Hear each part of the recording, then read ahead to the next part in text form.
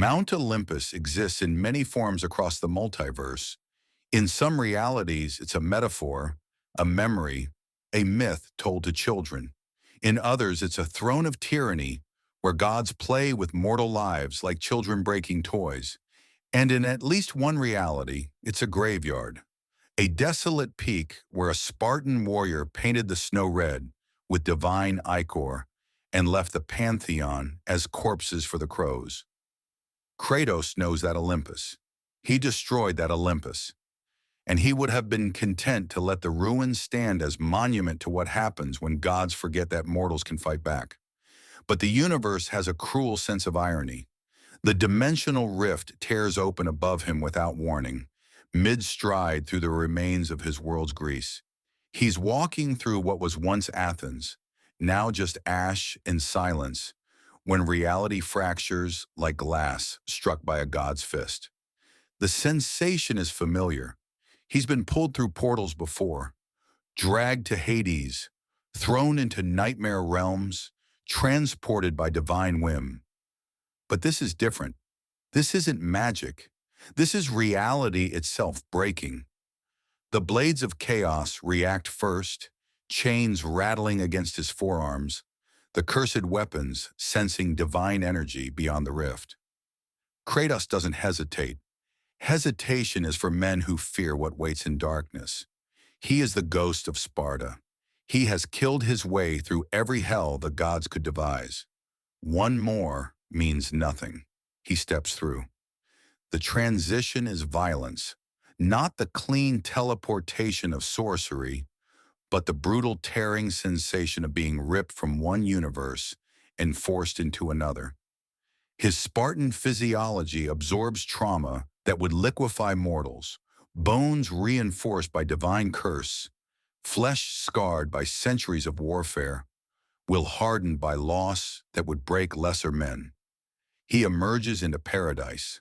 Mount Olympus spreads before him in impossible splendor, white marble columns reaching toward perfect blue sky, gardens blooming with flowers that smell of ambrosia, fountains flowing with waters that could grant immortality, architecture that defies physics, beauty that transcends mortal comprehension, the seat of divine power radiating godhood like heat from a forge. Kratos has seen this before, this beauty, this perfection, this lie. His Olympus looked like this too once, before he learned what hid beneath the marble, before he discovered that gods draped themselves in beauty to disguise the rot underneath, before they killed his family and laughed about it. He takes 3 steps onto the pristine grounds, and his boots leave ashen footprints on white stone. The mark of death clings to him like a second skin, the consequence of destroying an entire pantheon. Where he walks, flowers wilt. Where he breathes, the air tastes of endings. Voices ahead. Divine voices speaking Greek in dialects he recognizes, laughing with that particular arrogance that comes from believing yourself beyond mortality's reach. Kratos rounds a corner into the central courtyard and freezes.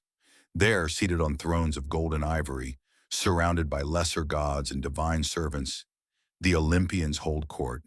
Hera, beautiful and cruel, wine cup in hand. Poseidon, trident resting against his throne, sea spray in his hair. Athena, wisdom and war combined, owl on her shoulder. Hermes with his winged sandals. Apollo with his lyre. And on the throne of thrones, lightning crackling around his temples, beard white as fresh snow, wearing robes that shimmer with starlight. Zeus, king of the gods, father of Olympus, murderer of Kratos' family in another life, another world, alive.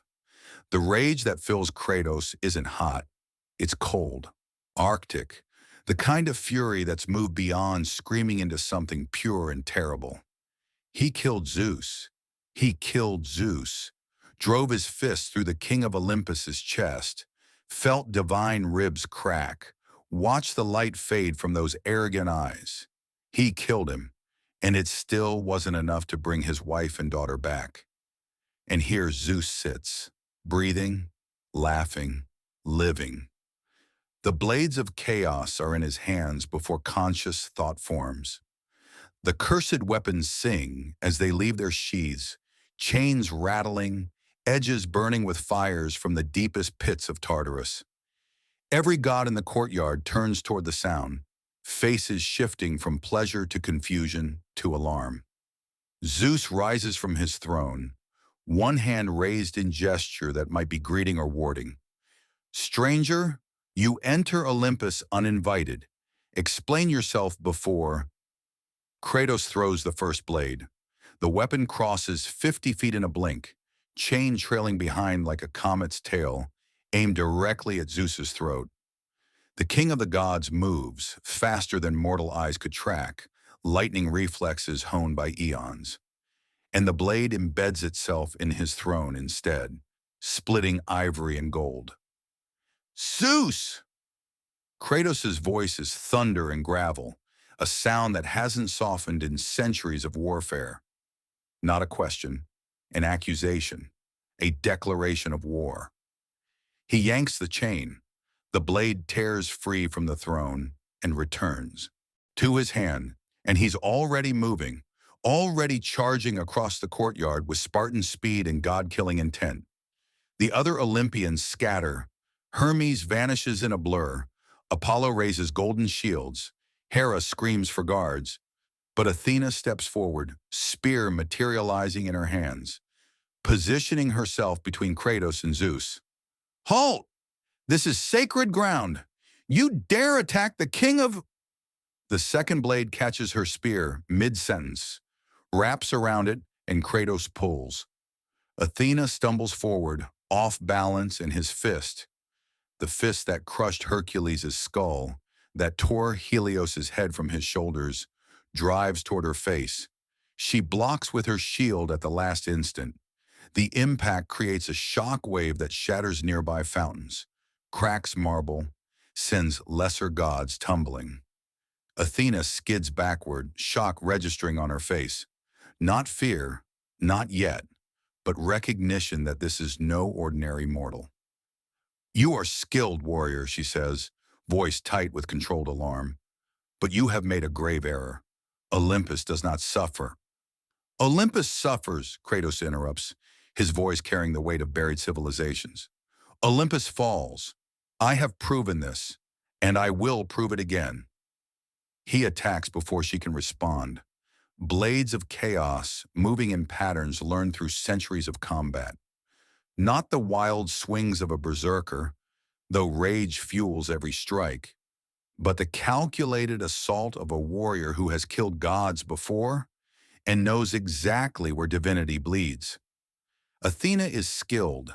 More than skilled, she's the goddess of wisdom and war, strategy and combat combined. She fights with precision that would shame mortal champions, spear and shield working in perfect concert. But Kratos has fought Athena before. Different Athena, different universe, but gods are predictable in their arrogance. They rely on divinity to carry them through battles mortals would prepare for. He feints left, she commits to the block. He reverses right, and the blade of chaos scores across her shoulder. Divine ichor, golden, luminous, spatters onto white marble. First blood. God blood. The courtyard erupts in chaos. Minor gods flee through portals and archways. Divine guards rush forward in formation. Immortal warriors in golden armor, carrying spears that crackle with lightning, shields blessed by Zeus himself. They're professional, well-trained, moving with tactical precision. Kratos has fought armies. He fought his way out of Hades 3 times. He killed the entire Spartan army when they stood against him. These guards are nothing. The first rank reaches him in shield wall formation. He goes through them like an avalanche through parchment. Blades hook shields, yank them aside, find throats and hearts with brutal efficiency. Divine guards fall. Immortality proving no defense against weapons forged specifically to kill gods. The chains of the blades wrap around necks, pull warriors into killing range, become weapons in their own right. Zeus's voice booms across the carnage. Enough! Lightning strikes the courtyard. Not scattered bolts, but a focused lance of divine electricity aimed directly at Kratos. The kind of lightning that has killed titans, that has scarred mountains, that carries the full wrath of Olympus's king. Kratos raises the golden fleece, the artifact ripped from a god's corpse in his world, worn on his left arm, capable of reflecting any attack back at its source. The lightning hits the fleece and reflects. Zeus's own power returns to him amplified, catches him mid-casting, and the king of the gods crashes backward through his throne in a shower of sparks and marble. Silence falls across Olympus. Every god still standing stares in disbelief. Zeus, struck by his own lightning. Zeus, fallen. Zeus, vulnerable. Kratos advances through the wreckage of divine guards, boots crunching on golden armor and shattered spears. His ashen skin is splattered with ichor. The blades of chaos burn brighter with each god death, feeding on divine essence. Behind him, the courtyard looks like a battlefield. Bodies, blood, broken beauty. He reaches Zeus as the god struggles to rise, electricity still crackling across his frame. Kratos grabs him by the throat, lifts him one-handed with strength that makes mockery of mortal limits, and slams him against a pillar hard enough to crack the marble. "I killed you once," Kratos says, his face inches from Zeus's, ash-white features twisted with rage that's burned for lifetimes. "You and all of Olympus. You took everything from me, my family, my honor, my humanity, and you laughed." Zeus's eyes show confusion beneath the pain. I don't know you, warrior. Whatever crimes you accuse me of." "Lies!" Kratos' grip tightens. "You always lie. All of you. You hide in your paradise and play with mortal lives, and when we break from your games, you destroy us. No more. No more gods. No more Olympus. I will tear this mountain down stone by stone and bury you in the ruins." "Kratos, stop!" The voice cuts through his rage like a blade he didn't see coming. Female, strong, carrying authority that makes even his fury pause for a heartbeat. He turns his head without releasing Zeus and sees her for the first time. Wonder Woman stands at the courtyard's entrance, her presence commanding despite the chaos. 6 feet of Amazon warrior princess, armor gleaming, lasso of truth coiled at her hip, sword drawn, tiara catching sunlight. Her face is beautiful and terrible, compassionate and fierce, carrying that unique combination of warrior and diplomat. And her eyes, when they meet his, carry something he hasn't seen from divinity in centuries. Genuine concern, not for herself, for him. "Please," she says, taking a step forward, with hands slightly raised, blade lowered but ready. "I don't know who you are or what Zeus has done to you, but I am Diana of Themyscira, daughter of Hippolyta, champion of truth. And whatever justice you seek, this is not the way to claim it." Kratos looks at her, looks at Zeus strangling in his grip, looks at the bodies of divine guards scattered across Olympus's perfection. "Justice?" His laugh is broken glass and crushed hope. "There is no justice when gods sit on thrones, only vengeance. And I am very good at vengeance." He raises the blade of chaos to Zeus's throat. Wonder Woman's sword comes up. "Then you leave me no choice." The lasso of truth leaves her hip in a golden blur, wrapping around Kratos' arm mid-strike. The divine artifact tightens, and truth floods into him like fire through his veins. Not external truth, but internal, forcing him to confront what he knows versus what he feels, what is real versus what rage has convinced him to believe. These gods are not his gods. This Zeus is not the Zeus who destroyed his life. This Olympus, he tears the lasso off through sheer strength, something that should be impossible, but Kratos has always specialized in the impossible. The effort costs him. His grip on Zeus loosens just enough for the god to break free, stumbling away to safety behind Wonder Woman. Kratos faces the Amazon warrior, blades of chaos ready, divine ichor dripping from the weapons, the ghost of Sparta standing alone against Olympus.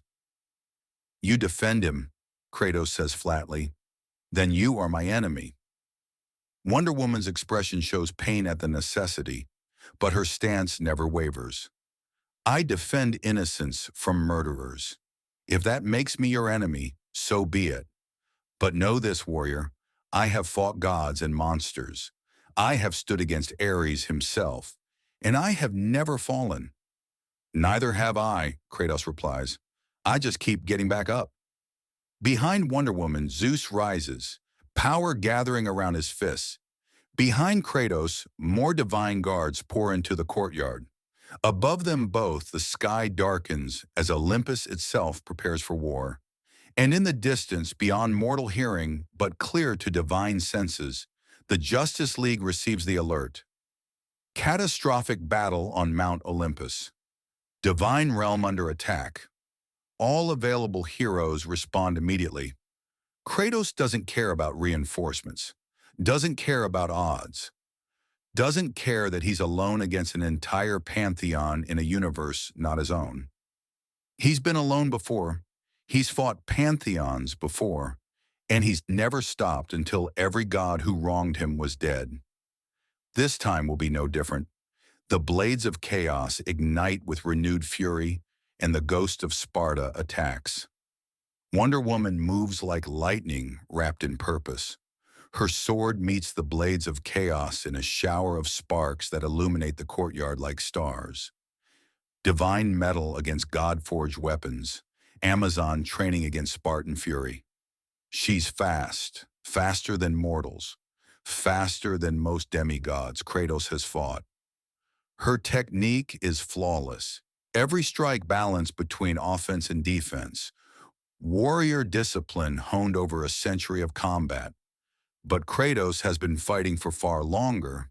He reads her pattern in 3 exchanges. She favors high guards, protects her center line religiously, relies on sword and shield combinations learned in Themyscira's training grounds. It's beautiful technique. It would defeat any mortal warrior and most divine ones. Kratos is neither. He feints high with his left blade. She raises sword to parry. He hooks low with his right, catches her ankle, and pulls. The chain yanks her off balance. Most warriors would fall. Wonder Woman spins with the momentum, turns it into an aerial attack, brings her sword down in a strike that would cleave stone.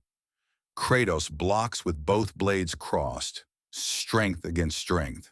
For a moment they're locked, faces inches apart, and he sees her eyes up close.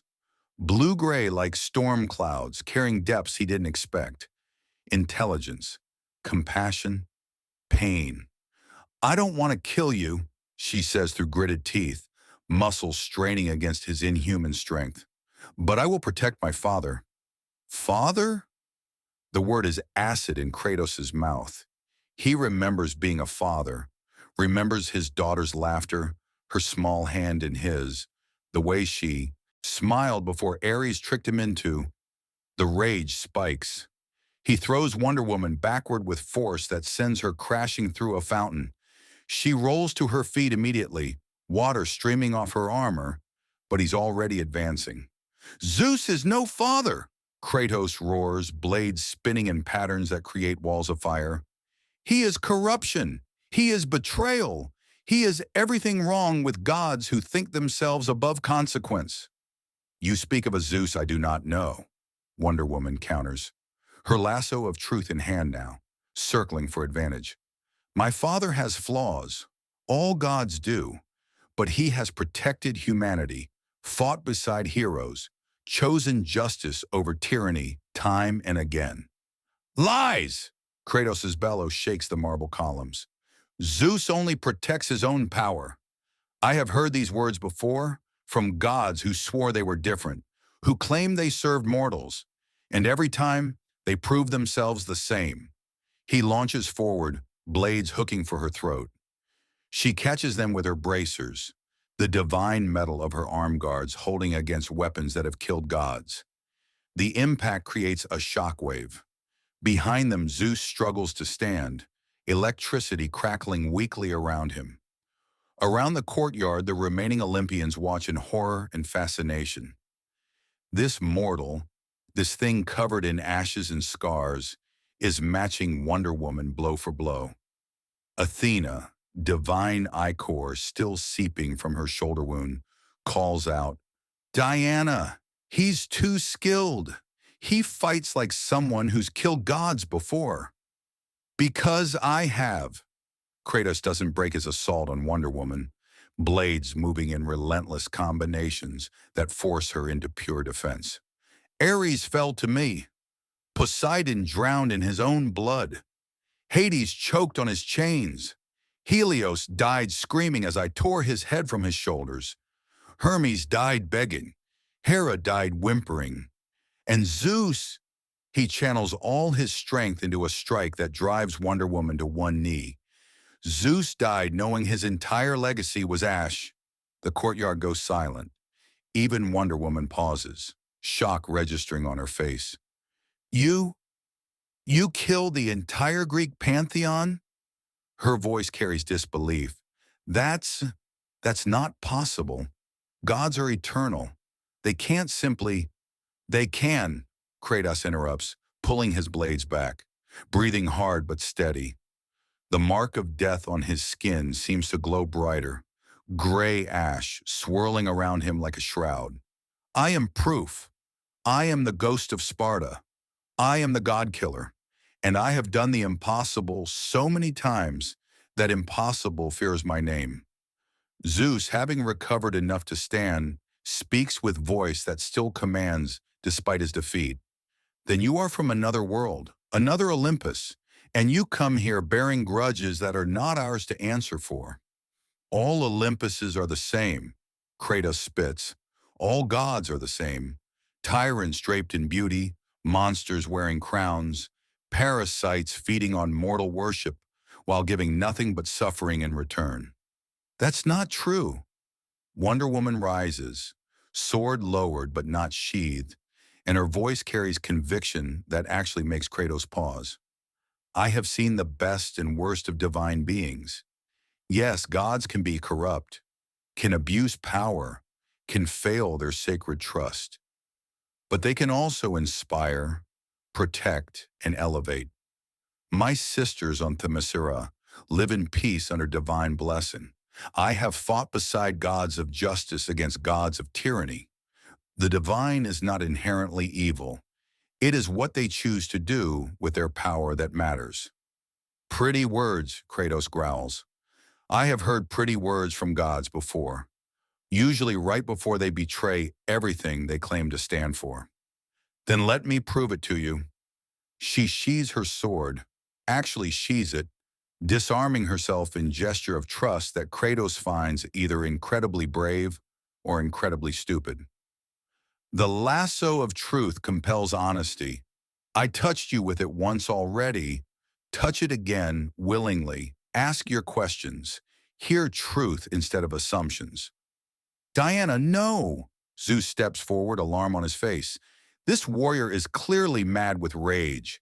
He'll kill you the moment—" "He could have killed me 3 times already," Wonder Woman interrupts, eyes never leaving Kratos. "The openings were there. He's skilled enough to see them, brutal enough to take them. But he didn't, which means somewhere beneath the rage, there's still a warrior who recognizes honor. Still a man who can be reached." Kratos stares at her, blades of chaos burning in his hands, divine guards slowly surrounding them in tightening circle. Zeus preparing to call lightning again. He could fight, could kill dozens more before they brought him down, could make Olympus remember what it means to anger the ghost of Sparta. But her words echo strangely. Somewhere beneath the rage, there's still a man. Is there? He's been the weapon for so long. The god killer, the ghost, the monster who murdered his own family under Ares's manipulation. that he can't remember what the man felt like, can't remember being anything except rage and ash and vengeance. His daughter's face flickers in his memory. The way she looked at him before Ares' deception, when she still saw him as father instead of monster. Papa, she called him, before he killed her, before he became this. The blades of chaos lower slightly, not sheathed, not dropped, but lowered. Your lasso, he says, voice rough. It truly compels honesty? Gods cannot lie when held by it? No one can, Wonder Woman confirms. Divine or mortal, it reveals truth. I've used it on gods, demons, and even, she hesitates, even on my father when I needed to know if he was being truthful about his actions. That surprises him. You question Zeus? Your own father? Love and trust are not the same as blind faith. Her expression is steel wrapped in compassion. I love my father, but I am not naive. Gods must be held accountable like anyone else. That's why I became champion, to stand between the divine and mortal, to ensure justice applies to all. Kratos studies her, ash-covered face unreadable. She means it. Every word carries conviction forged in experience, not propaganda learned from Olympus. She's actually fought against divine corruption, actually questioned her own father, actually tried to hold gods accountable. It's so alien to his experience that he almost can't process it. His Olympus. Gods stood above accountability, answerable to no one, crushing anyone who dared question them. That's why he became what he is, because no one else could stop them. But this Diana, she's trying to be what he wished existed, a bridge between mortal and divine, a force for actual justice instead of divine whim. It doesn't change that these gods wear faces he's learned to hate, doesn't erase centuries of betrayal, but it complicates things. Fine, the word tastes like defeat, but Kratos forces it out. Ask your questions, but know this. If your father lies, if any of this is deception, I will finish what I started, and you will not stop me.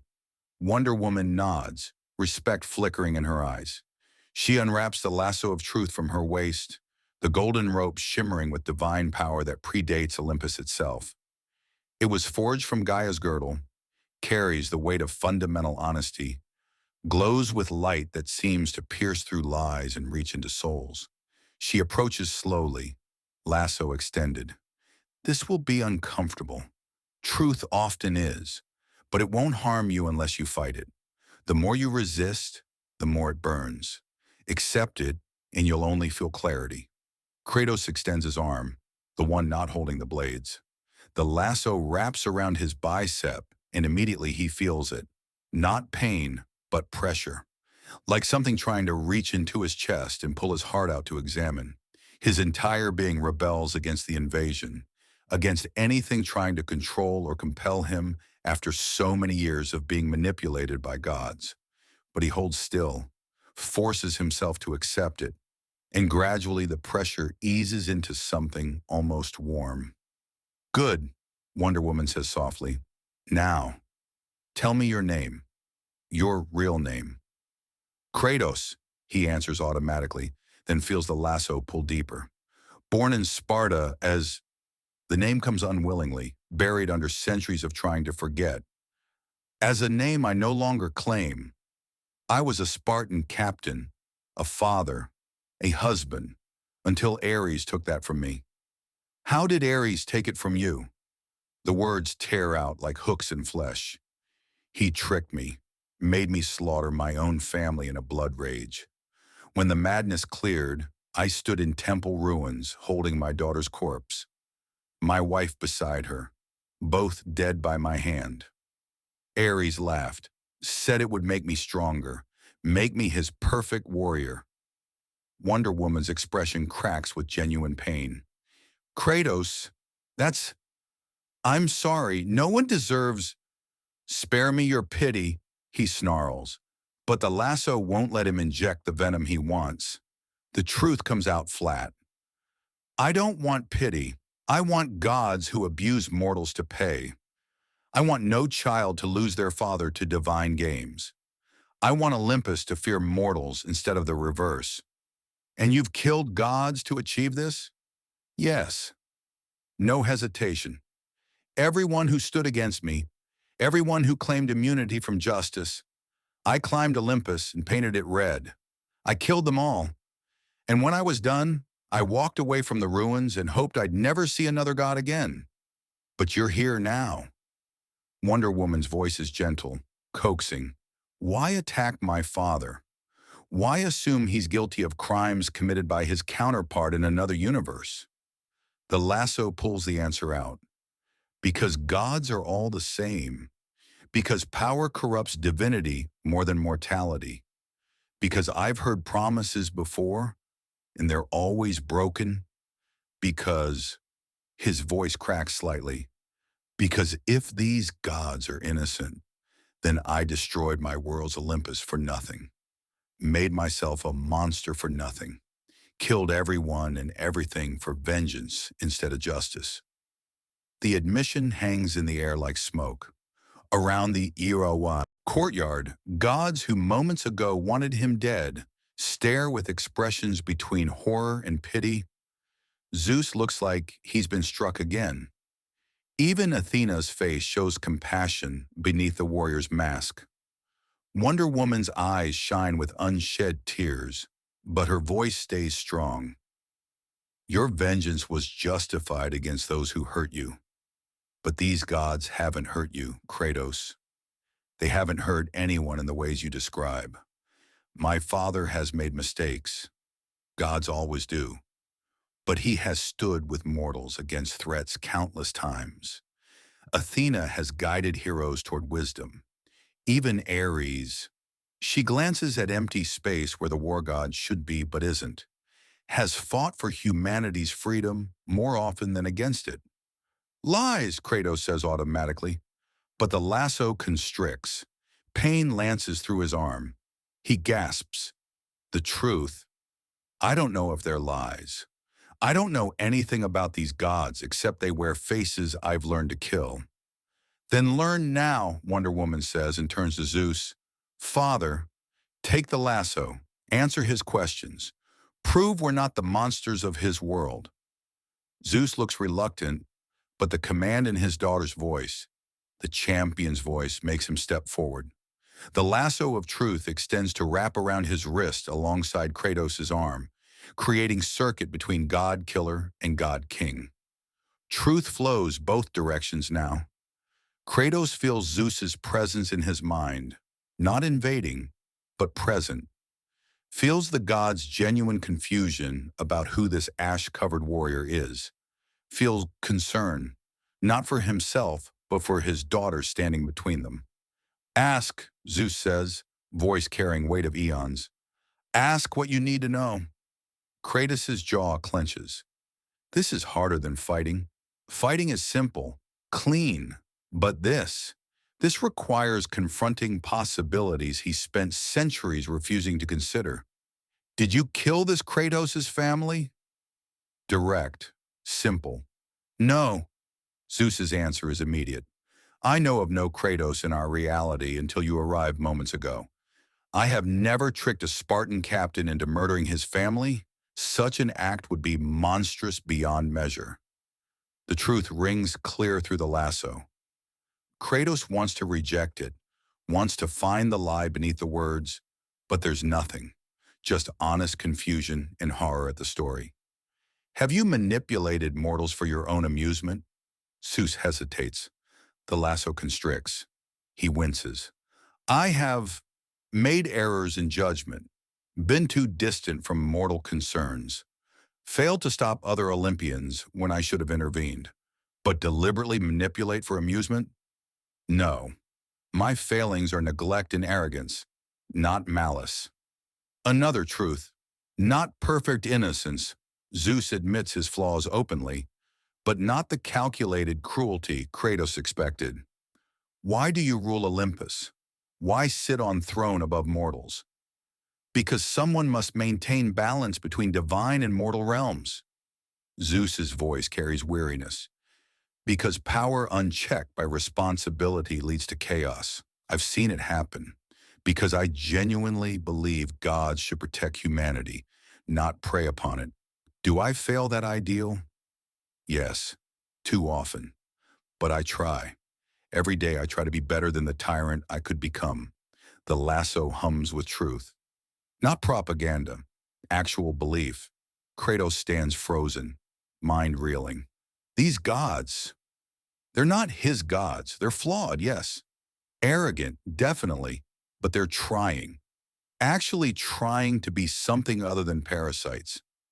It doesn't erase what his Olympus did to him, doesn't bring back his family, doesn't heal centuries of rage. But it means these gods don't deserve death simply for wearing familiar faces. The realization is agony worse than any wound. If these gods are innocent, then what is he? Still the ghost of Sparta?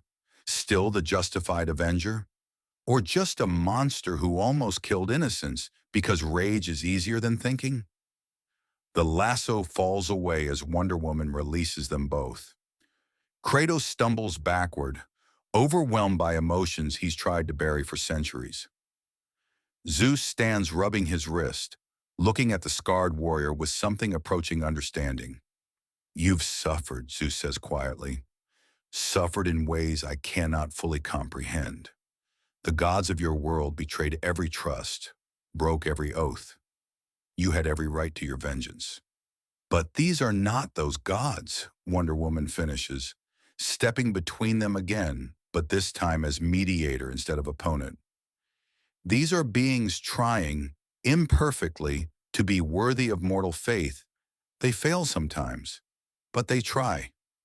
Kratos wants to reject it, wants to return to the simplicity of rage and vengeance, wants to be the weapon he's comfortable being instead of the man he's terrified to become again.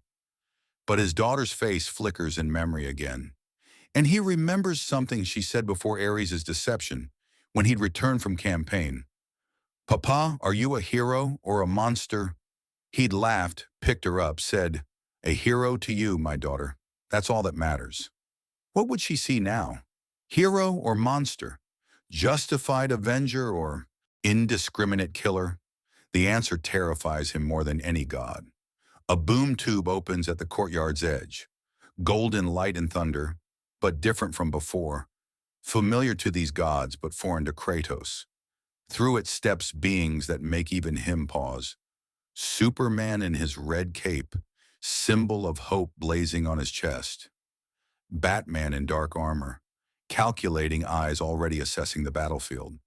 The Flash in red, vibrating with barely contained energy. Green Lantern with power ring glowing. Aquaman with trident raised. And others, champions of this world, responding to Olympus's distress call. The Justice League has arrived, and they see Olympus in ruins, divine guards dead, Athena wounded, Zeus battered, and a single ash-covered warrior standing in the center of it all with blades that drip divine ichor. Batman's voice cuts through the tension like a blade. Stand down. You're surrounded by the most powerful heroes on Earth. There's nowhere to run and no way to win. Surrender and explain yourself, or we end this now. Kratos looks at the assembled heroes, looks at Wonder Woman standing between him and her father, looks at Zeus, who doesn't call for his death despite having every right, looks at his own hands covered in blood of gods who may not have deserved it. Then he does something he hasn't done in centuries. He sheathes the blades of chaos, not surrender, just choice. To listen instead of kill, to think instead of rage, to try, just for a moment, to be the man his daughter thought he was instead of the monster he became.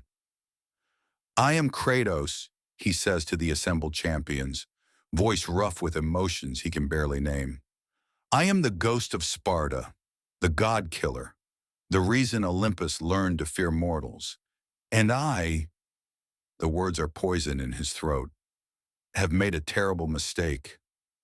The Watchtower's interrogation room is designed to hold metahumans, magic users, and beings that defy conventional imprisonment, reinforced walls that could contain a nuclear blast, energy dampeners to neutralize most powers, psychological observation systems monitoring every micro-expression, and guards, Superman and Wonder Woman standing watch, because anything dangerous enough to require this room needs eyes that can see through walls and reflexes faster than thought. Kratos sits in the center, blades of chaos on the table before him, disarmed but not restrained, because the Justice League learned quickly that restraints just made him angrier. Batman stands across from him, cowl down, showing Bruce Wayne's face because he's decided this requires human connection, not the Bat's intimidation. Talk, Batman says simply. Everything. Your world, your war, why you attacked Olympus. We have time, and I need to understand what we're dealing with. Kratos stares at the blades for a long moment. The cursed weapons that have been literal extensions of his body for so long, he sometimes forgets where flesh ends and metal begins. Forged in Tartarus, bound to his soul by Ares, they've killed thousands. Gods, mortals, monsters. The blades don't discriminate. When he speaks, his voice carries the weight of centuries. I was a Spartan captain, the best, ruthless, efficient, victorious. I conquered in Sparta's name, led armies that never lost, became legend while still breathing. But legends attract attention, divine attention. He flexes his scarred hands, ash-gray skin catching the watchtower's sterile light. Ares, god of war, offered me power. In a battle I couldn't win, when barbarians had me surrounded and death was certain, he appeared. Serve me, he said, and you'll never lose again. I was desperate. I accepted. He bound these. He gestures to the blades, to my flesh and soul, made me his champion, his weapon. Superman shifts uncomfortably. He understands deals made in desperation. He's seen what gods can do to mortals who trust them. The power worked, Kratos continues. I became unstoppable, conquered everything in my path. Ares was pleased, so pleased he decided to make me even stronger, to remove my last weakness, my humanity. His voice drops to something barely above whisper. He orchestrated it perfectly, sent me to raid a village under blood rage, a divine madness that made me see everything as enemies. I killed everyone, warriors, civilians, elderly, children, slaughtered them all with Ares' laughter ringing in my ears. When the rage cleared, his hands clenched into fists. I stood in a temple holding my daughter's body, my wife beside her, both killed by my hand. Ares appeared, congratulated me on becoming his perfect weapon, said family made me weak. Now I was strong. The room is absolutely silent. Wonder Woman's expression shows pain. She's heard stories like this before, but hearing it from the source, seeing the anguish beneath the rage, makes it real in ways reports never could. I tried to kill myself, Kratos says flatly. Threw myself off the highest cliff in Greece, but gods don't let their weapons break that easily. I woke up in Ares' temple with my new task. Serve him or he'd make eternity torture. So I served, killed in his name, became the ghost of Sparta, covered in the ashes of my family, bound to the god who destroyed them. Batman's eyes narrow. But you broke free somehow, killed Ares. With the help of Athena and other Olympians who feared Ares' growing power. They gave me tools, knowledge, the means to kill a god. I thought, fool that I was, that they cared about justice, that they wanted to stop a corrupt god from abusing mortals. His laugh is bitter. They just wanted to remove a rival. Once Ares was dead, they offered me his position, god of war. Join Olympus, as if I'd want to become what I'd just destroyed. You refused, Wonder Woman says softly. I refused, asked only that they remove my nightmares. Let me forget what I'd done to my family. They couldn't or wouldn't.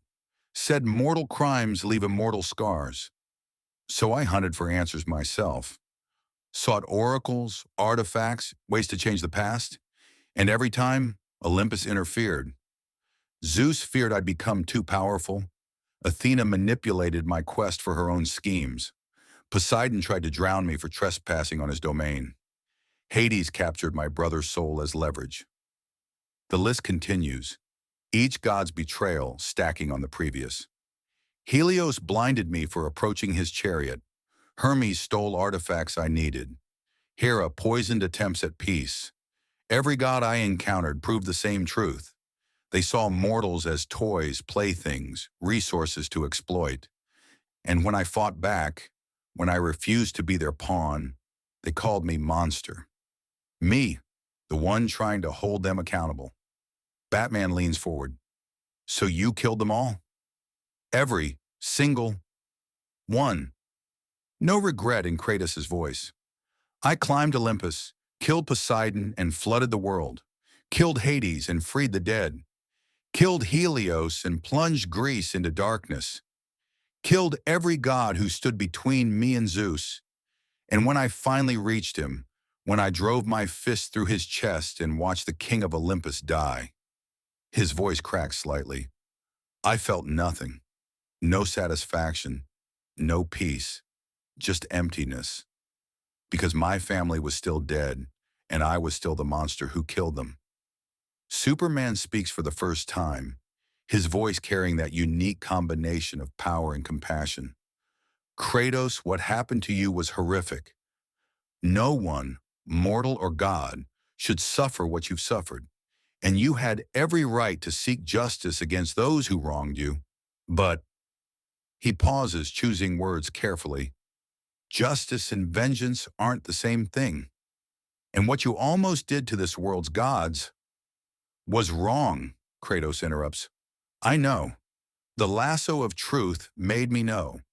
These gods are not my gods. This Zeus is not the Zeus who orchestrated my suffering. This Athena didn't manipulate me. This Olympus is, he struggles with the admission, okay, different. Flawed but not monstrous. Arrogant but not deliberately cruel. Yet you attacked anyway, Batman observes, not accusation but analysis. Why?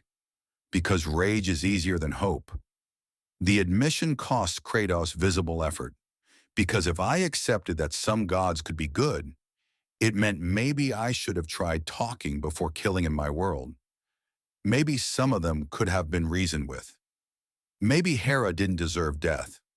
Maybe Hermes was just following orders. Maybe, his voice breaks. Maybe I'm not the justified avenger. Maybe I'm just a monster who found an acceptable target. Wonder Woman moves to the table, sits across from him, her presence grounding. Kratos, listen to me. What your gods did to you was unforgivable. You were manipulated, tortured, driven to the absolute edge of sanity. Your response, fighting back against beings who abuse their power, was not wrong. Holding gods accountable is not wrong. But killing indiscriminately is, Kratos finishes bitterly. But killing indiscriminately is, she confirms gently. The gods of my world aren't perfect. My father Zeus has been distant, arrogant, dismissive of mortal concerns. Ares, our Aras, has caused countless wars before I stopped him. Hades has been cold and cruel. They have flaws, serious flaws that must be addressed. But they're trying to be better, and they don't deserve death for wearing faces that remind you of trauma. Kratos is silent for a long moment. Then, what happens now? I attacked your Olympus, killed divine guards, wounded Athena, assaulted Zeus. In any world, those are crimes worthy of execution. Batman pulls up a holographic display showing the damage. 12 divine guards dead, Athena's shoulder wound, Zeus's injuries, structural damage to Olympus's central courtyard. In most circumstances, yes. But Wonder Woman convinced Olympus to let us handle this. They're willing to consider your circumstances, the dimensional confusion, the genuine trauma driving your actions. They're willing to show mercy, Superman adds, something your gods never did. Maybe that's the difference you need to see. Mercy, Kratos tastes the word like poison. I have spent centuries without mercy. Given none, received none, expected none. I don't know what to do with mercy. You learn, Wonder Woman says firmly, the same way you learn to survive, the same way you learn to kill gods. You choose to learn mercy instead of defaulting to rage. It's harder, much harder, but it's possible. Flash, who's been vibrating anxiously near the door, finally speaks up. Dude, I get it. Not the God-killing part, but the trauma part. I've lost people, been hurt by beings I trusted, and yeah, sometimes I want to run fast enough to break time and undo it all. But that's not heroism. That's just running away from pain. At some point, you got to stop running and face the pain head on. I faced my pain, Kratos growls. I killed it. No, Batman's voice is sharp. You killed symbols of your pain. But the pain itself? That's still there. Buried under rage, hidden beneath the Ghost of Sparta persona, but there. And until you actually face it, really face it, you'll keep seeing enemies in every god, threats in every pantheon, reasons to kill instead of reasons to heal. The words hit harder than any physical blow. Kratos wants to reject them, wants to argue that he's beyond healing, that the ghost of Sparta is all that remains. But the lasso of truth's earlier touch lingers in his mind, forcing uncomfortable self-awareness. He hasn't healed. He's just been an open wound covered in scar tissue and rage, bleeding out vengeance to avoid confronting the agony underneath. I don't know how to heal, he admits, and the vulnerability in his voice would have been impossible days ago. I've been a weapon for so long, I don't remember how to be a man. Then let us help you remember, Wonder Woman offers. No imprisonment, no punishment, just help, therapy, counseling, time to process centuries of trauma in an environment that won't trigger your worst instincts. And in exchange, I know, Kratos interrupts, I don't attack Olympus again. Don't threaten gods without cause. Don't become the monster I've been running from. Actually, Batman says, pulling up another holographic display, we were going to ask for something different. The display shows dimensional readings, energy signatures, rifts in reality. Your arrival was an accident. The dimensional breach that brought you here, it's still open, unstable, but open. And things are coming through. Not gods, something else. Kratos' eyes narrow. What things? We're not sure yet, Superman admits, but they're drawn to divine energy. They've attacked Olympus twice since you arrived. Smaller incursions, but growing. Whatever pulled you through is using that pathway to send something. Demons, Kratos says with certainty. Creatures from dimensional rifts are always demons. I've fought them before, in the spaces between realms. They're drawn to God essence like vultures to corpses. Batman nods. Then we need someone with experience closing dimensional rifts and killing things that come through them. Someone who's fought gods and monsters across multiple realms. Someone who needs a purpose that isn't vengeance, Kratos finishes. He understands what they're doing. Offering him mission instead of imprisonment, purpose instead of punishment. It's manipulation, but it's also mercy. You want me to close the rift I created and kill whatever's coming through it. We want you to help, Wonder Woman corrects, with us, as part of a team, not as weapon or tool, but as warrior choosing to protect instead of destroy. The offer hangs in the air. Kratos looks at the blades of chaos on the table, at the heroes surrounding him, at the choice being presented. Continue as the ghost of Sparta or become something new. Something that might honor his daughter's memory better than endless vengeance ever could. If I do this, he says slowly, if I help close the rift and fight these demons, what happens after? I can't stay here. This isn't my world. We'll help you find a way home, Batman promises, or find a place where you can rebuild. Start over. Be more than what trauma made you. Can't promise to be hero, Kratos warns. I've done too much, killed too many. Heroism isn't in me anymore. Don't need you to be hero, Flash says with a grin that's somehow both irreverent and genuine. Just need you to be better than Monster. That's a pretty low bar, dude. Even you can clear it. Despite everything, despite the pain, the rage, the centuries of suffering, Kratos feels something crack in his chest. Not breaking, shifting, the first movement in fossilized pain that's been locked in place since his daughter died in his arms. It's not healing, not yet, maybe not ever fully, but it's possibility. He reaches for the blades of chaos, and every hero in the room tenses, but Kratos just slides them back into their sheaths with practiced motion and stands slowly. Fine, he says, voice rough. I'll help. Close the rift. Kill the demons. Try not to murder any gods in the process, but understand. His eyes meet Wonder Woman's, then Superman's, then Batman's. I'm not doing this because I suddenly believe in your justice or your hope. I'm doing this because my daughter deserves better than a father who only knows how to kill. Even if she's dead, even if she'll never know, she deserves better. Wonder Woman smiles and it transforms her face from warrior to something almost gentle. That's enough, Kratos. That's more than enough. Small choices toward being better. That's how anyone changes. That's how monsters become men again.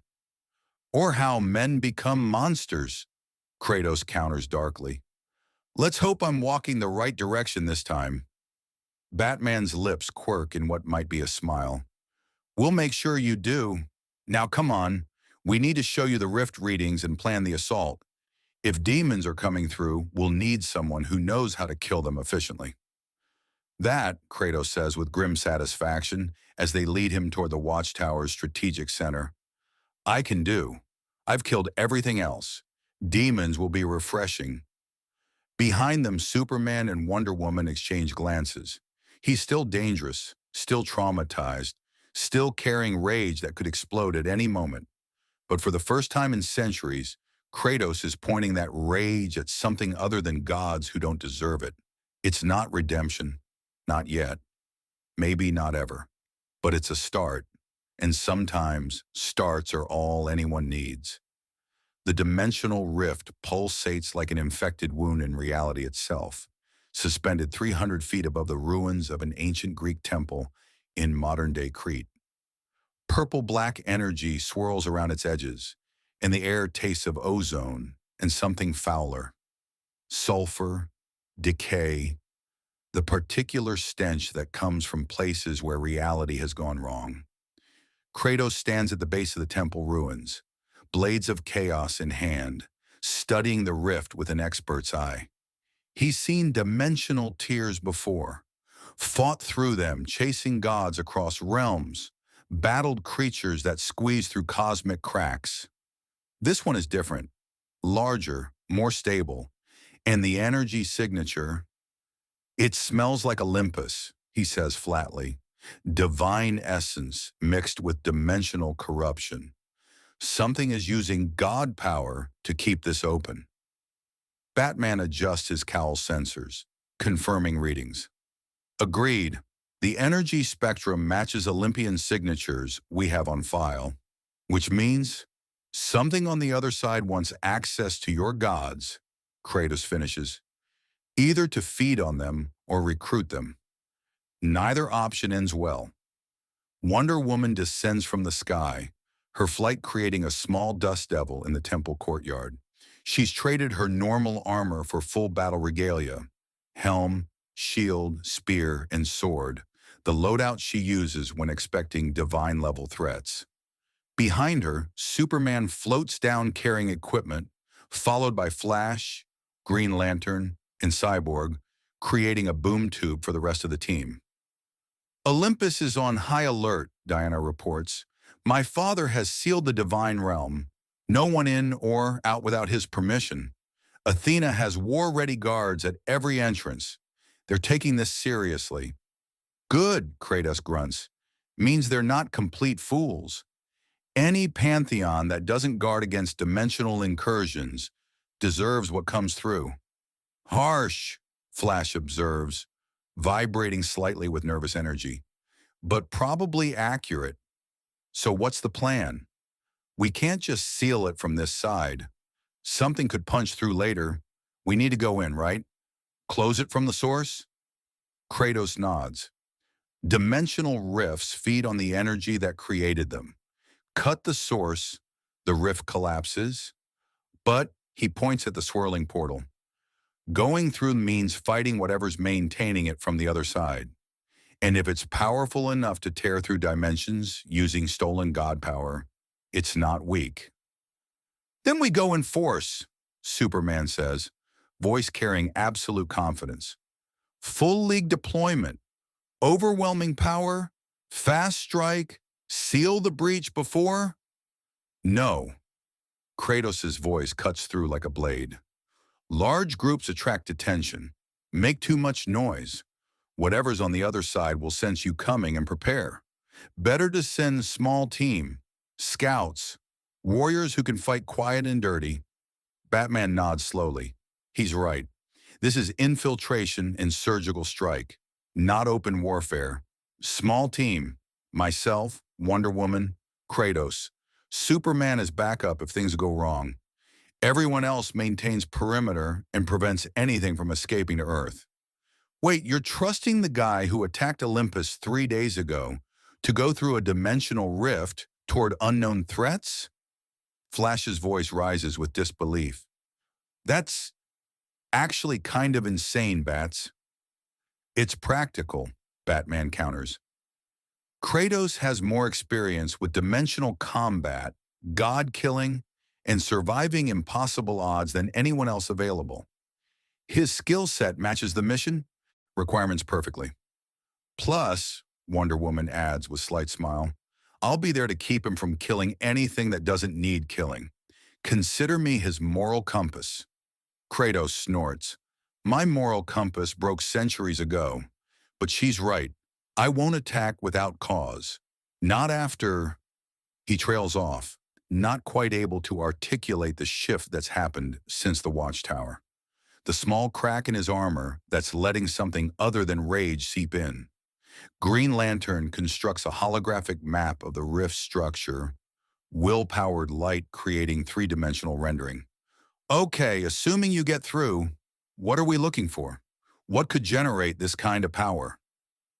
Titan-class entity, Kratos says immediately, or multiple god-tier beings working in concert, or, his expression darkens, something worse.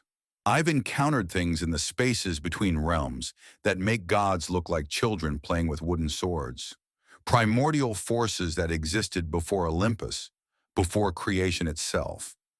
If one of those noticed the rift I created arriving here, the implication hangs heavy. Superman's expression shifts from confidence to concern. And you've fought these primordial forces before? Fought, survived, barely. Kratos' hand unconsciously touches a scar on his shoulder, one of the few marks that's never fully healed despite his divine durability. They don't die easily. Don't think like gods or mortals. They're more like natural disasters with malevolence. You can't kill a hurricane, but you can survive it and redirect its path. Comforting, Flash mutters. Cyborg sensors ping urgently. Guys, we've got movement. The rift is expanding. Whatever's on the other side is pushing through right now. The dimensional tear widens, purple-black energy intensifying, and something begins to emerge. Not slowly, violently. Reality screams as it's forced aside, and what comes through makes even Kratos take an involuntary step back. The creature is massive, 30 feet tall, composed of what looks like living shadow and crystallized screaming. It has too many limbs, too many eyes, geometry that hurts to perceive directly. Where it touches ground, stone blackens and cracks. Where its breath touches air, reality ripples. Chaos spawn, Kratos identifies grimly. Primordial corruption given form.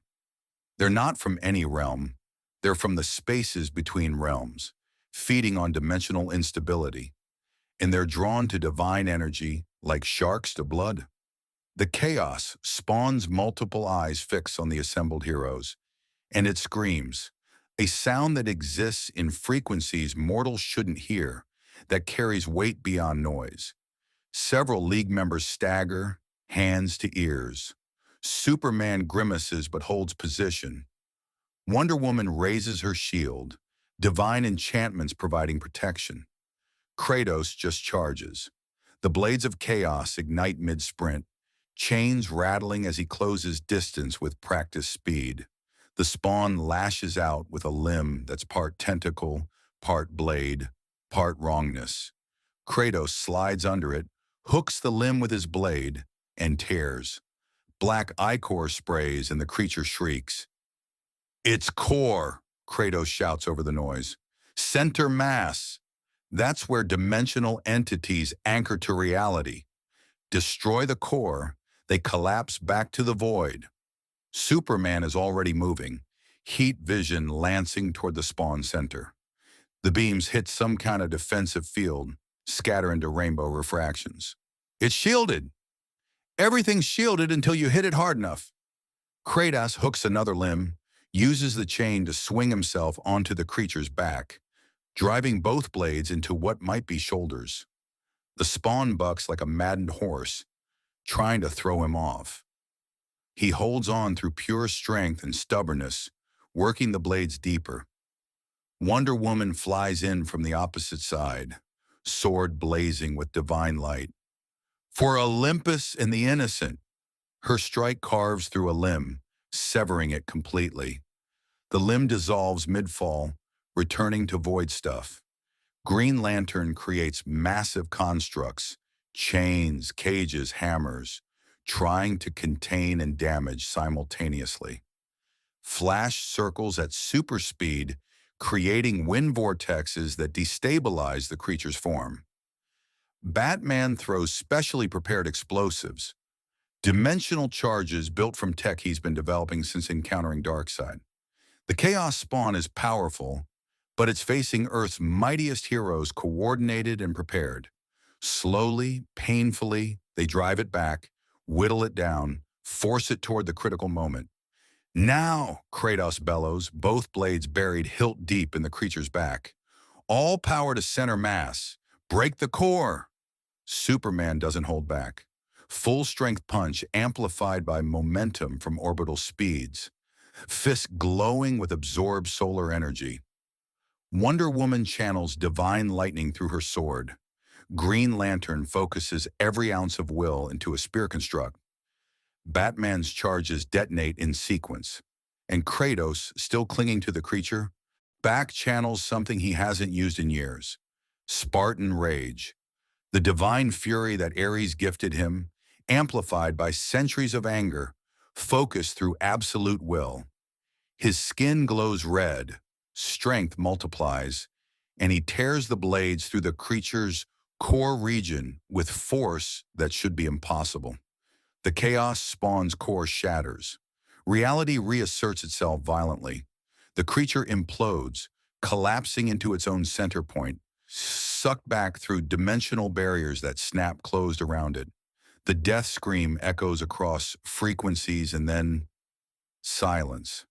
Kratos drops to the ground, Spartan rage fading, leaving him breathing hard but functional. The effort cost him, that level of fury always does. But they won. The spawn is dead, banished, destroyed. That, Flash says into the quiet, was terrifying. Please tell me that's not what we're going to face on the other side of the rift. Worse, Kratos says flatly, wiping black ichor off his blades. That was a scout, a probe. Something sent it through to test defenses and taste the divine energy available. Now it knows Earth's gods are accessible and powerful. Now it knows what's here. Which means it'll come in force, Batman concludes. We're out of time. We go through the rift now, before whatever sent that thing organizes a proper assault. Wonder Woman lands beside Kratos, checking him for injuries. He waves her off. Spartan rage heals as it damages, leaving him functionally intact despite the exertion. You fought well, she says simply, like someone who's battled dimensional horrors before. I've fought everything, Kratos responds, voice carrying weariness beyond physical. Gods, titans, primordials, cosmic entities. After a while, they all blur together, just different flavors of things trying to kill you. But you're still here, she points out, still surviving. That takes more than just skill. It takes will to endure. Or just being too angry to die, Kratos mutters. But there's less venom in the words than usual. Fighting beside the League, protecting innocence, using his skills for something other than vengeance, it feels almost foreign. But not bad. Superman approaches, extending a hand. That was incredible combat coordination. You fight like someone who's led armies. I was Spartan captain before the gods made me weapon, Kratos says, accepting the handshake. Superman's grip is careful. He knows his own strength. But Kratos matches it. Divine curse strength meets Kryptonian might. Battle tactics are muscle memory. You never forget how to coordinate assault, even after everything else is gone. Then you lead point through the rift, Batman decides. You know dimensional combat better than any of us. Wonder Woman and I will follow your tactical calls. Superman maintains rear guard. If we're not back in 30 minutes, assume we're dead or trapped and seal the rift from this side. Cheerful, Flash observes, but practical. Okay, team going into Hell Dimension. Please don't die. Everyone else, perimeter defense. If anything else comes through, we contain and eliminate. And someone tell Olympus to get ready. If we fail, they're next on the menu. Cyborg nods, fingers already moving across holographic controls, establishing communication with the divine realm. Green Lantern creates a construct barrier around the rift, preventing anything from sneaking through while the team is inside. Aquaman, who's been quietly observing, raises his trident in salute. The sea will remember your courage, he says formally. May the gods who still care watch over you. Kratos snorts. Gods who still care. That's optimistic. But he checks his weapons one final time, ensures the Golden Fleece is properly secured, confirms his artifacts are ready. This is preparation ritual learned through centuries. Check equipment, accept death as possibility, move forward anyway. Wonder Woman places a hand on his shoulder. Whatever we face in there, remember, you're not alone. You don't have to carry every burden, fight every battle, endure everything by yourself. We're a team. Act like it. The words strike something deep in Kratos' chest. He's been alone for so long, first in service to Ares, then in vengeance against Olympus, then in the ash-covered aftermath of destroying his world. That fighting alongside allies feels alien. Trusting anyone feels impossible. But they proved themselves against the chaos spawn. Didn't run, didn't break, fought with coordination and courage. Maybe, just maybe, they're worth the risk of limited trust. Fine, he growls, but if any of you slow me down or get in my way, I'm leaving you behind. I've fought too long to die because someone hesitated. Fair, Batman says simply. Same goes for you. Don't go berserker and force us to save you from your own rage. Berserker is a valid tactical option. So is not dying stupidly. Despite everything, Kratos feels his lips twitch in what might have been a smile centuries ago. Batman reminds him. Back channels something he hasn't used in years. Spartan rage. The divine fury that Ares gifted him, amplified by centuries of anger, focused through absolute will. His skin glows red, strength multiplies, and he tears the blades through the creature's core region with force that should be impossible. The chaos spawn's core shatters. Reality reasserts itself violently. The creature implodes, collapsing into its own center point, sucked back through dimensional barriers that snap closed around it. The death scream echoes across frequencies and then silence. Kratos drops to the ground, Spartan rage fading, leaving him breathing hard but functional. The effort cost him. That level of fury always does. But they won. The spawn is dead, banished, destroyed. That, Flash says into the quiet, was terrifying. Please tell me that's not what we're going to face on the other side of the rift. Worse, Kratos says flatly, wiping black ichor off his blades. That was a scout, a probe. Something sent it through to test defenses and taste the divine energy available. Now it knows Earth's gods are accessible and powerful. Now it knows what's here. Which means it'll come in force, Batman concludes. We're out of time. We go through the rift now, before whatever sent that thing organizes a proper assault. Wonder Woman lands beside Kratos, checking him for injuries. He waves her off. Spartan rage heals as it damages, leaving him functionally intact despite the exertion. You fought well, she says simply, like someone who's battled dimensional horrors before. I've fought everything, Kratos responds, voice carrying weariness beyond physical. Gods, titans, primordials, cosmic entities. After a while, they all blur together, just different flavors of things trying to kill you. But you're still here, she points out, still surviving. That takes more than just skill. It takes will to endure. Or just being too angry to die, Kratos mutters. But there's less venom in the words than usual. Fighting beside the League, protecting innocence, using his skills for something other than vengeance, it feels almost foreign. But not bad. Superman approaches, extending a hand. That was incredible combat coordination.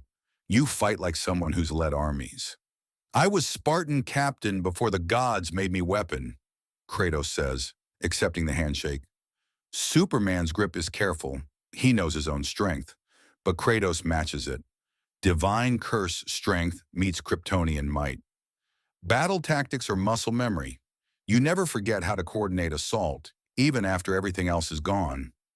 Then you lead point through the rift, Batman decides. You know dimensional combat better than any of us. Wonder Woman and I will follow your tactical calls. Superman maintains rear guard. If we're not back in 30 minutes, assume we're dead or trapped and seal the rift from this side. Cheerful, Flash observes, but practical. Okay, team going into Hell Dimension. Please don't die. Everyone else, perimeter defense. If anything else comes through, we contain and eliminate. And someone tell Olympus to get ready. If we fail, they're next on the menu. Cyborg nods, fingers already moving across holographic controls, establishing communication with the divine realm. Green Lantern creates a construct barrier around the rift, preventing anything from sneaking through while the team is inside. Aquaman, who's been quietly observing, raises his trident in salute. The sea will remember your courage, he says formally. May the gods who still care watch over you. Kratos snorts. Gods who still care. That's optimistic. But he checks his weapons one final time, ensures the Golden Fleece is properly secured, confirms his artifacts are ready. This is preparation ritual learned through centuries. Check equipment, accept death as possibility, move forward anyway. Wonder Woman places a hand on his shoulder. Whatever we face in there, remember, you're not alone. You don't have to carry every burden, fight every battle, endure everything by yourself. We're a team. Act like it. The words strike something deep in Kratos' chest. He's been alone for so long, first in service to Ares, then in vengeance against Olympus, then in the ash-covered aftermath of destroying his world, that fighting alongside allies feels alien. Trusting anyone feels impossible. But they proved themselves against the chaos spawn. Didn't run, didn't break, fought with coordination and courage. Maybe, just maybe, they're worth the risk of limited trust. Fine, he growls, but if any of you slow me down or get in my way, I'm leaving you behind. I've fought too long to die because someone hesitated. Fair, Batman says simply. Same goes for you. Don't go berserker and force us to save you from your own rage. Berserker is a valid tactical option. So is not dying stupidly. Despite everything, Kratos feels his lips twitch in what might have been a smile centuries ago. Batman reminds him of Spartan commanders, pragmatic, tactical, willing to make hard calls. It's almost comforting.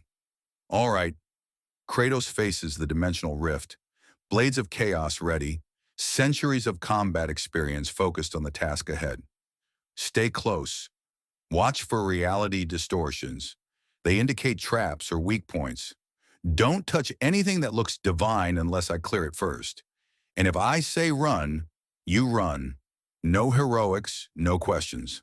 Understood?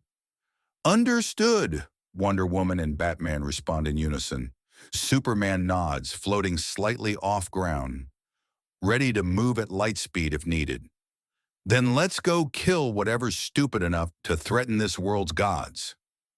Kratos steps toward the rift and adds almost as afterthought, and try not to die.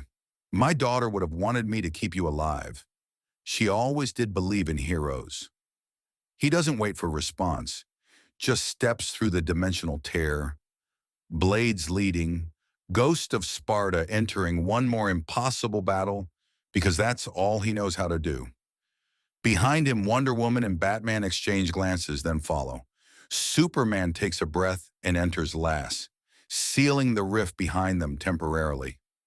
On Earth, the Justice League holds the perimeter and waits. Above, Olympus watches through divine scrying, Zeus's face troubled as he observes a scarred warrior leading his daughter into danger. And in the spaces between dimensions, something ancient and hungry senses new prey approaching its domain. It smiles with too many mouths and prepares to feast. The real battle is about to begin. The space between dimensions is not a place. Places have geography, physics, rules. This is the absence of place, a conceptual void where reality thins to membrane and existence becomes negotiable. Kratos has walked these spaces before, hunting gods who thought to hide in dimensional cracks, and he knows the rules. Trust nothing, assume hostility, move with purpose, or be consumed by the formlessness. The team emerges from the rift into a corridor of crystallized screaming. That's the only way to describe it. Walls made of solidified agony, floor composed of compressed terror, ceiling dripping with liquefied despair. The emotional resonance is so strong that even Superman staggers, his Kryptonian empathy overwhelmed by the sheer negativity. Don't breathe it in, Kratos warns, voice muffled by the oppressive atmosphere. The emotions here are weaponized. Primordial entities feed on suffering. They cultivate it like mortals cultivate wheat. Let it touch your soul and you'll drown in depression before you realize you're sinking. Batman's cowl filters activate immediately, scrubbing the psychic pollution from his air supply. How long can we survive in this environment? Depends on will strength. Kratos' ashen skin seems to absorb the darkness rather than reflect it, centuries of suffering making him immune to most psychological attacks. I've lasted weeks. Diana, with her divine constitution, should manage days. You, detective, maybe hours if your mind stays disciplined. Superman? He glances at the Kryptonian, whose face shows strain. Minutes if he's lucky. His power comes from hope and light. This place is the opposite. Wonder Woman activates her divine aura, golden light emanating from her tiara and bracers. The effect is immediate. The oppressive atmosphere retreats slightly, unable to fully penetrate Olympian divinity. Better, I can extend this protection to cover all of us, but it'll drain me quickly in this environment. Then we move fast, Kratos decides, already advancing deeper into the corridor. His blades of chaos burn brighter here, feeding on the ambient malevolence, practically eager to cut something. Whatever maintains this space is ahead. Follow the strongest emotional current. Suffering flows toward its source like water toward drowning. They walk through nightmare architecture that defies Euclidean geometry. Corridors branch at impossible angles, loop back on themselves, exist in multiple planes simultaneously. Doors open onto voids. Windows show memories that aren't theirs. Superman sees Krypton exploding. Wonder Woman sees Themyscira burning. Batman sees his parents dying in endless loop. Kratos sees his daughter, over and over, dying by his hand, screaming, "Papa, why?" As he cuts her down, blood on his hands, Ares' laughter echoing. He forces his eyes forward, jaw clenched so hard his teeth should crack. Ignore the visions. They're memory traps. The entity is fishing for psychological weak points. Don't give it purchase. Easier said than done, Batman grinds out, his usual emotional control strained by images of every Robin he's lost, every failure magnified and replayed. I know, Kratos' voice carries unexpected gentleness, but you're stronger than your pain, detective. The pain tries to define you. You define it instead. That's the difference between victims and survivors. The corridor opens into a vast chamber, and vast fails to capture it. The space is infinite in ways that break mortal comprehension, extending in directions that shouldn't exist, and suspended in the center, chained with bonds of solidified reality, is the source. It's not a chaos spawn, it's what chaos spawns become when they feed long enough. The primordial tower's 300 feet tall, composed of living void and crystallized concepts. Its form shifts between states, solid, liquid, gas, idea, emotion, pure abstract mathematics. Eyes open and close across its surface randomly. Mouths scream in silence. Limbs extend and retract through dimensional membranes. And wrapped around it, feeding it, sustaining it, are chains of pure divine energy. Olympian power stolen and corrupted, channeling God essence into the primordial to keep it anchored between dimensions. Zeus's lightning, Wonder Woman breathes, recognizing the energy signature. That's my father's power. How did it get? The rift, Kratos realizes with cold fury. When I came through, my arrival was violent. Tore through dimensions, carrying traces of divine energy from where I was fighting in my world. This thing sensed God power moving through the void and latched onto it, followed the trail back like a predator following blood scent. Batman's detective mind processes rapidly. Which means it's our fault. Your arrival created the vulnerability, but we failed to seal it properly. We gave this thing a pathway to Earth and Olympus. Blame later, Superman says, voice strained but determined. Right now, we stop it. How do we kill something like this? Kratos studies the primordial with expert eye, cataloging weaknesses, identifying anchor points. You don't kill it. You can't. Primordials exist outside mortality.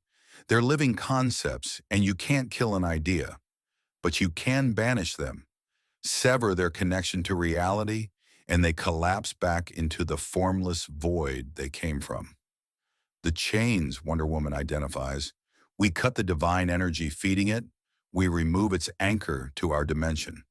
Exactly, but Kratos points to defenders surrounding the primordial, and for the first time, his expression shows genuine concern. It has guardians. The creatures orbiting the primordial are nightmares given tactical purpose. Dozens of them, each unique, each terrifying in different ways. Some are recognizable, corrupted versions of mythological monsters, twisted reflections of divine servants. Others are purely alien, compositions of suffering and malevolence that hurt to perceive. And standing at the forefront, commanding the horde with gestures and ancient language, is a figure that makes even Kratos pause. It's humanoid, almost divine in bearing, wearing armor that parodies Olympian design, carrying weapons that mock divine symbols, and its face. Ares! Wonder Woman's voice carries disbelief. That's impossible. Ares is contained, imprisoned by Olympus's judgment. He can't be. It's not your Ares, Kratos says grimly. It's mine. The god of war from Kratos' destroyed Olympus stands before them, somehow survived, somehow found his way through dimensional rifts to this space. But he's changed, corrupted by the void, twisted by primordial energies, transformed from merely cruel god into something far worse. When he speaks, his voice echoes across frequencies. Kratos, my perfect weapon, my greatest creation. You've come home. You died. Kratos' voice is pure ice. I killed you, drove the blade of the gods through your chest, watched you bleed out and beg for mercy I didn't give. I did die, Ares agrees, smile terrible and wrong. But death is just another realm, Kratos, and realms can be escaped with sufficient power. While you were busy destroying Olympus, I was crawling through the void, learning from things older than gods, feeding on suffering that predates creation. And I found this, he gestures to the primordial, this beautiful engine of endless pain. With it, I can recreate Olympus, a better Olympus, one where gods know their place above mortals, where weapons like you serve without question, where war is eternal and perfect. You're insane, Wonder Woman states flatly. Even for Ares, this is madness. You'd unleash a primordial on reality itself just to build your twisted vision? Insane? Ares laughs. I'm enlightened. I've seen beyond the illusion of mortality, touched the truth beneath creation. Gods are meant to rule. Mortals are meant to suffer and die beautifully. And warriors, his eyes fix on Kratos with twisted affection. Warriors like you are meant to be the instruments of that suffering. You were never meant to be free, Kratos. You were meant to be mine. The blades of chaos ignite with fury that makes the void itself recoil. Kratos' voice drops to something barely above whisper, more terrifying than any scream. I am no one's weapon, not yours, not any god's. Never again. We'll see. Ares raises his corrupted blade. Kill them, but bring Kratos to me alive. He and I have unfinished business. The nightmare horde attacks. What follows is violence on a scale that defies easy description. Kratos meets the first wave head-on. Blades of chaos working in patterns learned through centuries, modified by experience, perfected through necessity. He's fought monsters before, but these are enhanced by primordial energy, tougher and more vicious than standard threats. He adapts within seconds. Hook, pull, slash becomes hook, dodge, counter. Glory kills feed his stamina and ammunition, though ammunition is meaningless here. The blades work on will as much as physical form. The Golden Fleece reflects energy attacks back at their sources, creating feedback loops that destroy lesser creatures. Wonder Woman fights like the warrior goddess she is, sword and shield working in harmony, divine light carving through void-touch flesh. Her lasso wraps around monsters, forces them to confront their own corrupted natures, drives many insane with the truth of what they become. Batman shouldn't be effective in this environment. He's just a mortal with gadgets. But he's Batman. His explosive charges target weak points identified in microseconds of analysis. His electrified batarangs disrupt the primordial energy binding creatures together. His tactical coordination turns chaos into calculated combat. And Superman, despite the psychic assault of the environment, fights with the fury of hope defending itself against despair. Heat vision, freeze breath, super strength punches that create shock waves. He's not at full capacity. The ambient suffering saps his solar-charged cells, but he's still Superman, still enough to matter. But they're being overwhelmed. For every creature they kill, two more emerge. The primordial spawns reinforcements automatically, pulling them from the infinite void, manifesting nightmares faster than heroes can destroy them. "We can't sustain this," Wonder Woman calls out, ichor and void blood splattered across her armor. "We need to reach those chains before exhaustion takes us." "Working on it." Kratos has been analyzing the battlefield even while fighting, looking for the pattern, the weakness, the exploit. There's always an exploit. Gods, titans, primordials. Everything has a vulnerability. You just have to find it. There. The chains binding the primordial aren't just restraints. They're feeding tubes. Divine energy flows into the entity in pulses, regular intervals, creating momentary fluctuations in the defender swarm's coordination. If they time an assault to match those pulses, "Batman," Kratos shouts. "Next pulse, 17 seconds. Direct all explosives at the central chain segment. Diana, follow with your strongest divine lightning. Superman, be ready to freeze the breach point." "You're calling tactics now?" Batman responds, but he's already positioning, trusting the God Killer's experience. "I've fought coordinated assaults across dimensions." Kratos slides under a nightmare's grab, hooks its leg, uses momentum to throw it into three others. "Just follow my lead." The pulse comes.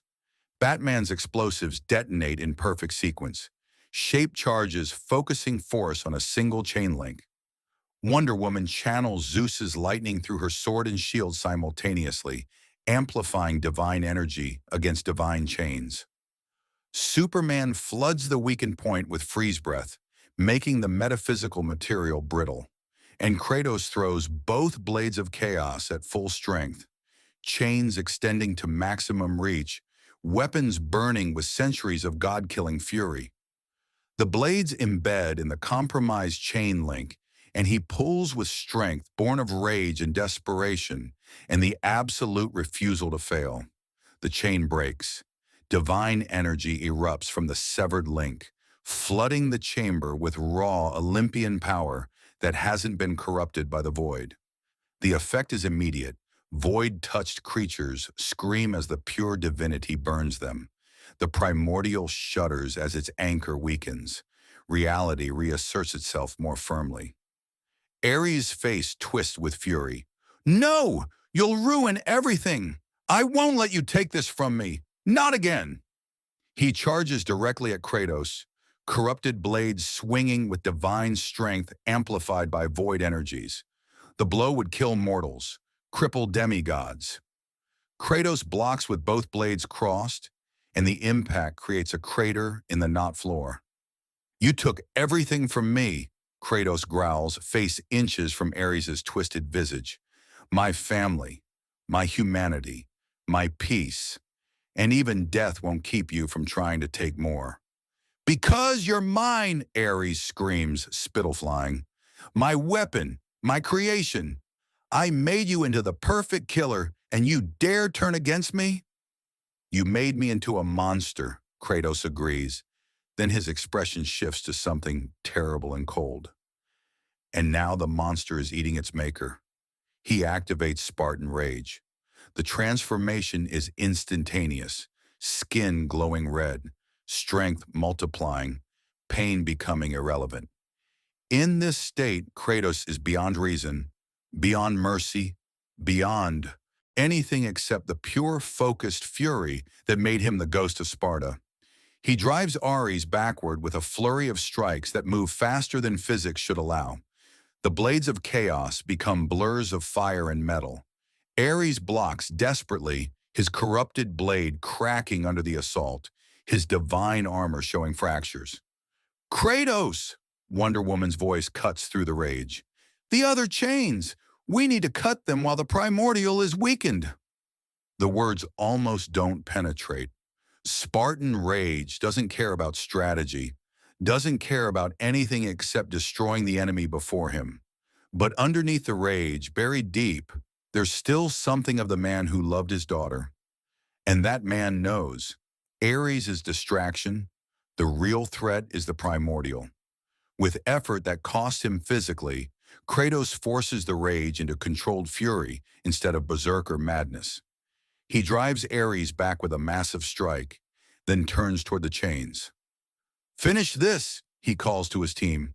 All remaining chains. Simultaneous assault. They don't question. Wonder Woman flies toward the eastern chains. Superman speeds toward the western. Batman uses grappling technology enhanced with nth metal to reach the northern anchor. And Kratos, Spartan rage still burning, charges the southern chains with Ares pursuing behind him. What follows is synchronized destruction. 4 chains cut simultaneously, divine energy erupting in all directions, reality flooding back into the chamber, the primordial's form beginning to destabilize as its anchors fail. The entity screams, not in pain, primordials don't feel pain, but in frustrated rage as it feels itself being pulled back into the formless void. Its manifested body begins dissolving, nightmare defenders collapsing as their sustaining power evaporates. Ares sees his scheme crumbling and makes the worst decision of his cosmic existence. He tries to chain himself to the primordial, merge with it, become a god-primordial hybrid that would have power beyond imagining. If I can't have my weapon, he screams, I'll have this. He lunges toward the dissolving primordial. Kratos is faster. The blades of chaos wrap around Ares' waist, yank him backward, and Kratos drives his fist, amplified by Spartan rage, enhanced by divine curse, powered by centuries of hatred, through Ares' chest. You already died once, Kratos says, his voice carrying the weight of every betrayal, every loss, every moment of suffering. Stay dead this time. He pulls. Ares' corrupted divine essence comes with his hand, the god of war's very being torn from his body. Without its sustaining power, the corrupted form collapses, dissolving into void stuff that's pulled screaming into the primordial's wake. The primordial completes its collapse, dragged back through dimensional barriers, returning to the formless chaos from which it emerged. The chamber implodes following it, reality reasserting itself violently, space folding in on itself, the entire pocket dimension collapsing. Run! Batman's voice carries absolute urgency. They run, sprint with everything they have toward the rift back to Earth. The corridor behind them dissolves into nothing, the crystallized screaming evaporating, the void consuming itself. Superman grabs Wonder Woman and Batman, flies at super speed. Kratos, Spartan rage fading, pumps his legs with the last reserves of divine stamina.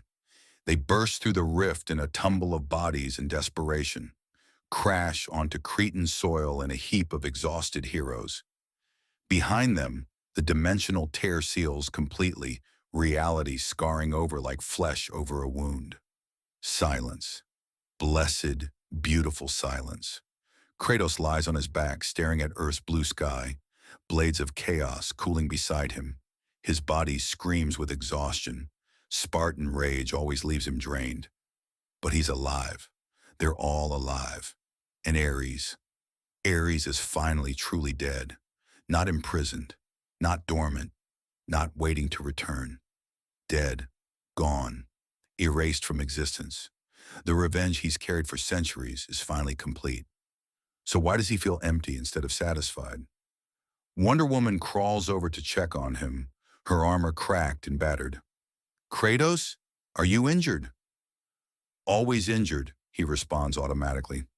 Then quieter. But I'll survive. I always do. You fought incredibly. The way you coordinated the assault, identified the weakness, adapted tactics, that was leadership I rarely see even from veteran commanders. Spartan training, never forgotten, even after everything else was taken. He sits up slowly, every muscle protesting. But it's done. The rift is sealed. The primordial is banished. Ares is destroyed. Your world is safe. Thanks to you, Superman says, floating down to join them. He looks drained too. Fighting in that environment cost him solar energy. He'll need days to fully replenish. Without your experience with dimensional combat, we'd have been lost in there. Atman approaches, utility belt significantly lighter after using so many resources. You exceeded expectations, Kratos. Significantly. You not only provided tactical expertise, but maintained control even when facing the god who destroyed your life. That shows remarkable discipline. I had help, Kratos admits, surprising himself. Diana kept me from losing control. You identified the chain weakness that made the assault possible. Superman provided the raw power we needed. I didn't do this alone. That's not something I'm used to. Get used to it, Wonder Woman says with small smile. That's what teams do. Share burdens, multiply strengths, cover weaknesses. You don't have to fight alone anymore. The words settle into his chest like stones dropped into deep water. Don't have to fight alone. For someone who's been alone for centuries, by choice, by necessity, by the nature of his quest for vengeance, the concept is almost incomprehensible. But he just proved it's possible. Worked with a team, trusted others, succeeded because of cooperation rather than despite it. Maybe, just maybe, there's a version of his future that isn't just endless, solitary warfare. The thought terrifies him more than any primordial. 3 days after sealing the rift, Kratos stands alone on Mount Olympus, not attacking this time, invited, summoned by Zeus himself for discussion of matters both grave and potentially reconciliatory, according to the formal divine decree delivered by Hermes. Kratos' first instinct was to refuse. Olympus holds too many parallels to his trauma, too many faces wearing expressions he's learned to hate. But Wonder Woman convinced him. My father wants to understand you, she'd said, and you need to understand him. The rift is sealed, but the breach between your experience and our reality remains. This is your chance to close that gap, to see if gods and god-killers can coexist. So here he stands in the throne room, freshly repaired since his attack. Divine guards eyeing him warily, but not drawing weapons. The Olympians sit in their places, Zeus on his throne, Athena to his right with her shoulder fully healed, Poseidon watching with oceanic patience, Hera studying him with complex expression, mixing curiosity and wariness. And Wonder Woman beside him, her presence grounding, reminding him that not all divine beings are enemies. Zeus speaks first, his voice carrying authority but not arrogance. Kratos, ghost of Sparta, god-killer of another Olympus, we have much to discuss. I'm listening. Kratos' stance is neutral, not aggressive but not submissive. Ready to fight if needed, but not seeking it, progress in its way. Athena has studied the dimensional readings from your arrival, Zeus continues, gesturing to the goddess of wisdom. She believes she can identify your home universe and potentially open a stable pathway back. Not immediately. Such work requires months, perhaps years, but eventually, you could return home if you wish. The offer hangs in the throne room's crystalline air. Home. Back to his world, his Olympus. the ruins he created. Back to ash and silence in the endless reminder of what he destroyed. Why? Kratos asked flatly. Why help me return? I attacked your Olympus, killed your guards, wounded your daughter's family. By any law, I should be imprisoned or executed, not assisted. Because, Zeus says with surprising gentleness, you are victim as much as villain. The gods of your world broke something fundamental when they manipulated you into murdering your family. That kind of trauma doesn't heal. It festers, becomes rage, becomes vengeance, becomes... He gestures to Kratos' ash-covered form. This, a weapon that forgot it was once a man. I didn't forget, Kratos' voice drops dangerously. I was made to forget. Ares made sure I couldn't be anything except his perfect killer. And when I broke free, the rest of Olympus proved they were no better. Every god I encountered gave me reasons to destroy them. And ours didn't, Athena observes, her tone analytical but not unkind. When you attacked, we defended, but we didn't retaliate beyond necessity, didn't curse you, didn't seek vengeance. We saw a warrior in pain and offered mercy instead of judgment. That should tell you something about the difference between our Olympuses. It tells me you're either smarter or better liars, Kratos counters. But the venom is mostly reflex. The lasso of truth already proved these gods aren't lying about their intentions. They genuinely are different. It's just hard to accept after centuries of conditioning that says all gods are corrupt. Hera speaks for the first time, her voice carrying layers of complexity. You loved your family. That much is obvious. The grief you carry is profound. I understand that in my way. I have watched Zeus's infidelities, raised his bastard children, smiled while my heart broke. I know what it means to be hurt by those who should protect you. The admission surprises Kratos. Hera admitting vulnerability. His Hera would have died before showing such weakness.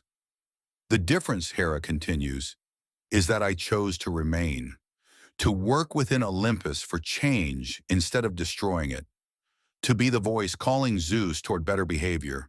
It's slower, less satisfying than vengeance, but it preserves what's good while correcting what's bad. There was nothing good left to preserve in my Olympus, Kratos says, each word carrying the weight of lived truth. Every god was corrupt. Every interaction proved they saw mortals as toys. Talking would have been begging the monsters to stop being monsters. They don't. They can't. Power corrupts divinity, absolutely. Not absolutely, Zeus says firmly. Power reveals character. It doesn't create it. Some gods use their power to uplift. Others use it to control. The difference is choice. What we choose to be, not what power makes us become. Pretty philosophy, Kratos mutters. But I've lived the alternative. Seen what happens when gods choose corruption consistently. Then see what happens when they choose differently. Wonder Woman cuts in, her voice carrying both strength and compassion. Kratos, you've spent 3 days with the Justice League. You've fought beside heroes, worked with beings of immense power who use that power to protect instead of dominate. Do you really believe everyone with strength is automatically corrupt? The question forces honest self-examination. Superman has power that dwarfs most gods, yet uses it with restraint and compassion. Wonder Woman is divine, yet chooses to serve mortals rather than rule them. Even Batman, with resources and intelligence that could make him tyrant, chooses justice over power. You're different, Kratos admits reluctantly. Your heroes are... I don't understand them. Why serve when you could rule? Why protect those weaker when you could dominate them? It's... He struggles for words. Illogical from perspective of power. It's illogical from the perspective of corrupted power, Athena corrects. But power used wisely sees different logic. Strength is meaningless without something worth protecting. Victory is hollow without people to share it with. Dominance creates enemies, but service creates allies. Your Olympus forgot that. Ours remembers it, barely, imperfectly, but we remember. Zeus leans forward on his throne, lightning crackling softly around his temples. I won't pretend we're perfect. We're gods, and gods are flawed by nature, made from human belief, carrying human failings amplified. I have been distant, arrogant, failed mortals who deserve better. Athena has been manipulative. Hera has been vengeful. Poseidon has been wrathful. We acknowledge these failures. But we're trying, Hera adds, every day trying to be worthy of the worship mortals offer, trying to be the ideals they project onto us rather than the petty beings we could become. And having Diana, she looks at Wonder Woman with genuine affection, helps. She holds us accountable, reminds us what we should be. Kratos looks at Wonder Woman, sees her nod of confirmation. She's mentioned being bridge between mortal and divine, but he didn't fully understand until now. She's not just warrior, she's conscience. The voice that tells Olympus when it's failing, demands better, and has the power to enforce those demands. His Olympus never had that, had no one between gods and mortals except priests who worshipped without questioning. No one to say you're wrong and make it stick. Maybe that's why it fell, not because gods are inherently corrupt, but because unchecked power always corrupts eventually. His Olympus had no checks. This one does. What do you want from me? Kratos asked directly. You say you'll help me return home. Fine. But what's the price? Gods don't give without taking, even good ones. No price, Zeus says firmly, just consideration. Before you return to your world's ruins, consider whether that's where you truly want to be, whether living among the ashes of vengeance completed is really the future you choose. What's the alternative? Stay here? Become what? Your pet god killer? Your weapon pointed at divine enemies? Become a teacher, Athena says, surprising him again. You have knowledge none of us possess, how to hold gods accountable, how to fight divine corruption, how to survive when power turns monstrous. That expertise is valuable. And there are other worlds, other pantheons, other gods who may need reminding that divinity doesn't grant immunity from consequences. You want me to police other gods? Kratos' tone mixes disbelief and dark amusement.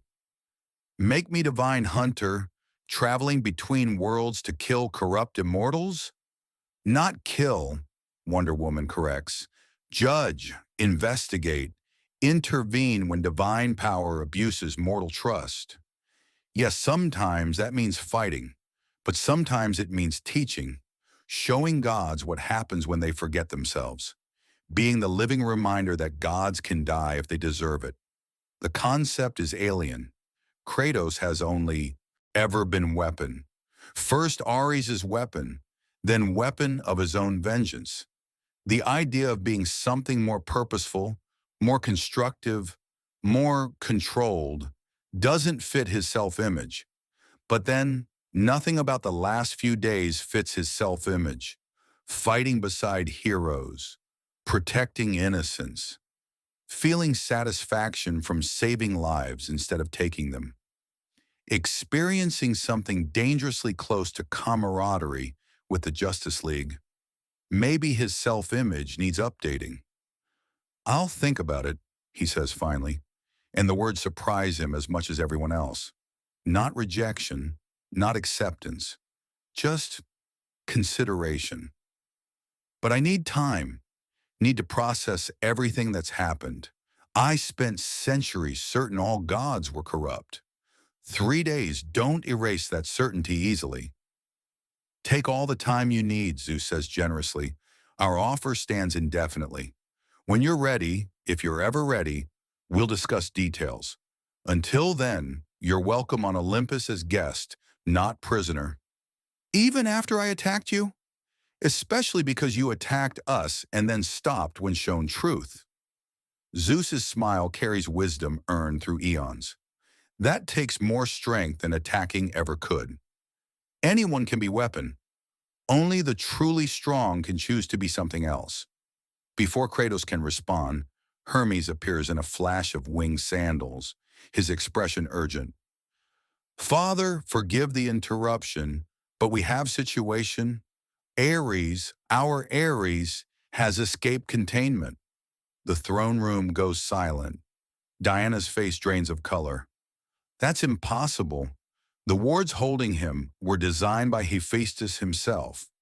Nothing should be able to breach them. Apparently, Hermes says grimly, dimensional instability from the recent rift weakened barriers throughout the divine realm. Ares felt it, exploited it, and broke free. He's currently in Metropolis, calling out Superman for combat. Says he wants to prove gods are superior to aliens. Of course he does, Hera mutters. Ares never learned subtlety. Zeus rises from his throne, electricity crackling with divine fury. I'll handle this. Ares is my responsibility. No, Kratos interrupts, and every god turns to stare. Let me. You? Athena's voice carries surprise. Why would you want to confront our Ares? You just killed yours 3 days ago. Facing another god of war is exactly what I need, Kratos finishes. Your Ares isn't my Ares. I understand that intellectually, but emotionally, he touches his chest where centuries of rage sit coiled. Emotionally, I still see the God who destroyed my life, still hear his laughter, still feel the urge to tear him apart. If I'm going to stay in this world, even temporarily, I need to face him. Prove to myself I can look at Ares and not automatically go for the kill. That's remarkably self-aware, Athena observes. I've had good teachers recently. Kratos glances at Wonder Woman, who nods with understanding. This is my father you're talking about confronting, Diana says carefully. Our Ares is dangerous, brutal, and will absolutely try to kill you if he perceives you as threat. Can you face that without losing control? Kratos considers honestly. Can he look at Ares, any Ares, and not see the god who manipulated him into murdering his family? Can he restrain himself from attacking on sight? Can he be anything except the god killer when facing the god of war? 3 days ago, the answer would have been no. Automatic, certain no. But 3 days ago, he hadn't fought beside heroes, hadn't learned to trust others, hadn't experienced what it means to use violence as tool instead of identity. I don't know, he admits, but I need to find out. If I can't face Ares without losing myself, then I'm still just weapon, still just the ghost, still just rage in mortal shape. But if I can face him and choose restraint, he trails off, not sure how to finish. Then you're a man again, Wonder Woman completes. Not weapon, not ghost, just Kratos. That's what you want, isn't it? To remember who you were before Ares broke you? The words hit deeper than any blade. Yes, that's exactly what he wants. To remember being the Spartan captain who loved his family, who fought for purpose beyond rage, who was human before becoming monster. But can he reclaim that? Is redemption even possible for someone who's killed so many, destroyed so much, become so thoroughly defined by vengeance? There's only one way to find out. I'm going to Metropolis, Kratos says, picking up the blades of chaos. I'm going to face your Ares. And I'm going to try, just try, to resolve this without killing him. But I make no promises. If he's truly mad with bloodlust, if he's threatening innocence, if he forces my hand, the blades ignite with familiar fire. I will do what's necessary, and you won't stop me. Understood, Zeus says gravely, but Diana will accompany you, both to help restrain Ares and to help restrain you if necessary. I don't need a babysitter. Consider me a conscience, Unwannaray, woman says with slight smile. You provide the killing expertise, I provide the moral compass. Together we're balanced. Alone, we're dangerous. Kratos wants to argue, but the logic is sound. He's proven he can work with her. Proven he'll listen when she calls for restraint. Having her there might be the difference between justified intervention and unnecessary murder. Fine, he growls, but we leave now. If your Ares is in Metropolis calling out Superman, innocents are in danger. And whatever else I am, his expression hardens with determination. I still protect innocence. Some things don't change, even when everything else does. Wonder Woman's smile brightens. Then let's go protect my city, and maybe along the way, prove to yourself that you can face Ares and remain Kratos. Not the ghost, not the weapon, just the man who's trying to be better than his pain. She extends her hand. Kratos stares at it for a moment, the gesture of partnership, of trust, of choosing to work together rather than alone. Then he takes it. They leave Olympus together, heading toward Metropolis, where Ares rages and Superman holds the line, where Kratos will face his greatest test yet, looking at the god of war and choosing mercy over murder. If he succeeds, he proves redemption is possible. If he fails, he proves some wounds never heal. Either way, the ghost of Sparta is about to discover whether he can become something more than ghost. Metropolis burns. Not literally, Superman would never allow that. But metaphorically, spiritually, the city reels under divine assault. Ares, god of war in this universe, stands atop the Daily Planet building, wielding a blade forged from conflict itself, his armor gleaming with the blood-red sheen of fresh violence. He's magnificent and terrible, 8 feet of divine muscle and martial perfection, every inch the warrior god who's fought since humanity first lifted weapons. And he's completely, utterly insane with bloodlust. Come, Kryptonian! His voice booms across the city, amplified by divine power. You claim to be protector, hero, champion. Prove it. Face the god of war in single combat, or I will paint these streets with mortal blood until you have no choice. Superman floats 300 feet away, cape billowing in the wind created by Ares' divine aura. His expression shows controlled fury. Clark Kent hates being manipulated, hates threats against innocence, but he's also smart enough to know Ares is baiting him into exactly the kind of brutal confrontation that would level city blocks. Stand down, Ares. Superman's voice carries across the distance with Kryptonian lung power. This doesn't have to end in violence. Whatever grievance you have with Olympus, civilians aren't part of it. Let's talk. Talk! Ares laughs, the sound carrying genuine amusement. Gods don't talk with mortals, Kryptonian. We command. We conquer. We prove superiority through strength. He slams his sword into the Daily Planet's roof, and the building shudders. You have 1 minute before I start throwing cars at pedestrians. Choose, fight me now, or watch them die because you were too cowardly to accept challenge. The Justice League has evacuated civilians in a 3-block radius, but Metropolis is massive. There are still thousands of people in potential danger. Superman's jaw clenches. He's being forced into exactly the fight Ares wants, and there's no good alternative. Then golden light erupts in the sky as a boom tube opens, and Wonder Woman emerges carrying Kratos. The sight is almost comical. Diana flying while holding the heavily armored Spartan like a child carrying a particularly violent toy. But Kratos' expression shows he's tolerating this indignity only because it's faster than climbing. The moment they're close enough, she releases him onto a rooftop adjacent to the Daily Planet. He lands in 3-point stance, blades of chaos already in hand, and looks up at Ares for the first time. The effect is immediate and visceral. Every muscle in Kratos' body goes rigid. His breathing accelerates. The ashen skin seems to glow slightly with suppressed Spartan rage. His hands tighten on the blades until leather grips creak. Because this Ares looks almost exactly like his Ares. Different armor details, different weapon, but the face, that arrogant, brutal, beautiful face, is identical. And seeing it triggers every memory, every trauma, every moment of suffering that Ares caused. Kratos. Wonder Woman lands beside him, her voice gentle but firm. Breathe. Remember, this is not your Ares. This is my world's Ares.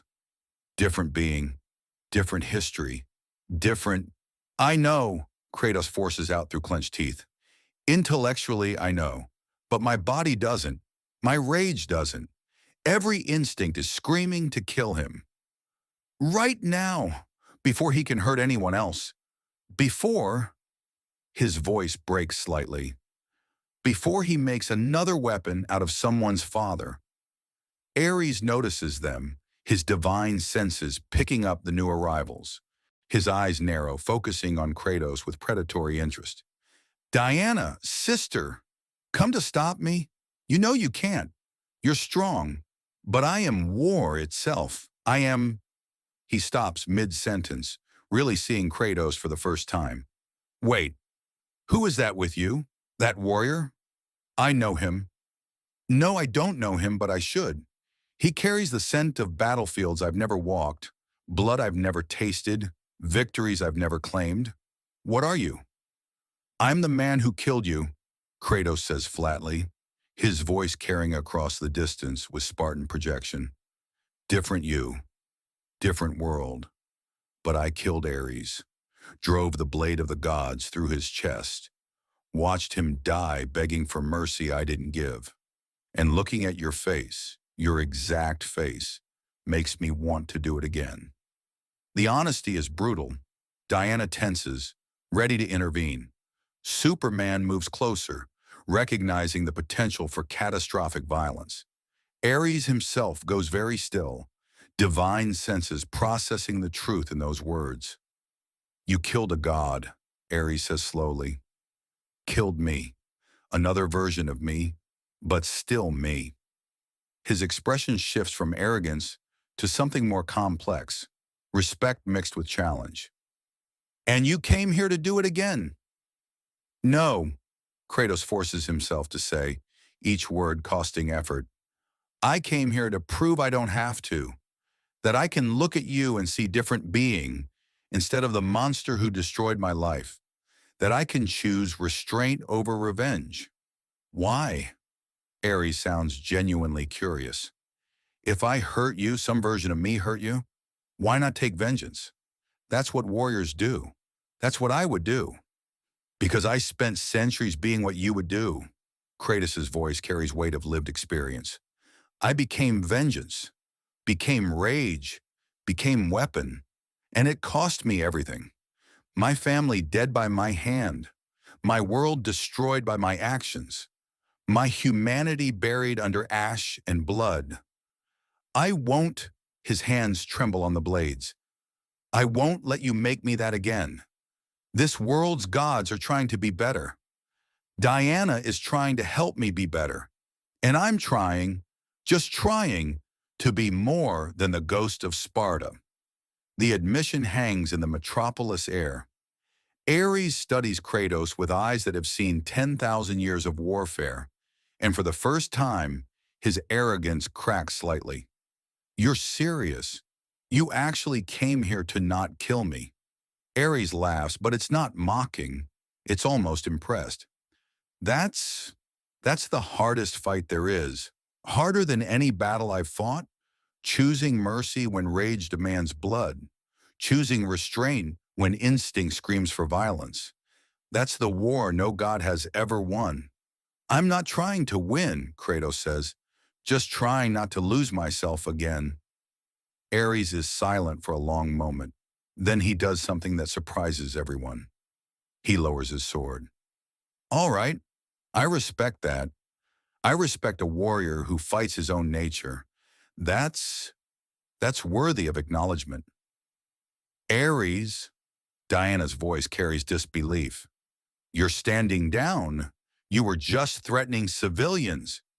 I was testing the Kryptonian, Ares interrupts, gesturing dismissively at Superman, seeing if he had the spine to face real divine power. But this, he looks at Kratos. This is more interesting. A god killer trying not to kill gods. A weapon trying to become a man. That's a battle worth observing. Besides, his smile turns sharp.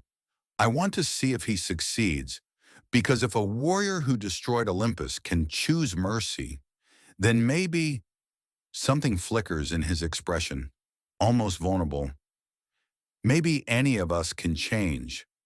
The words hit like a thunderbolt. Diana stares at her brother, seeing something she's rarely witnessed. Self-awareness. Genuine recognition that his own nature might be problem rather than solution.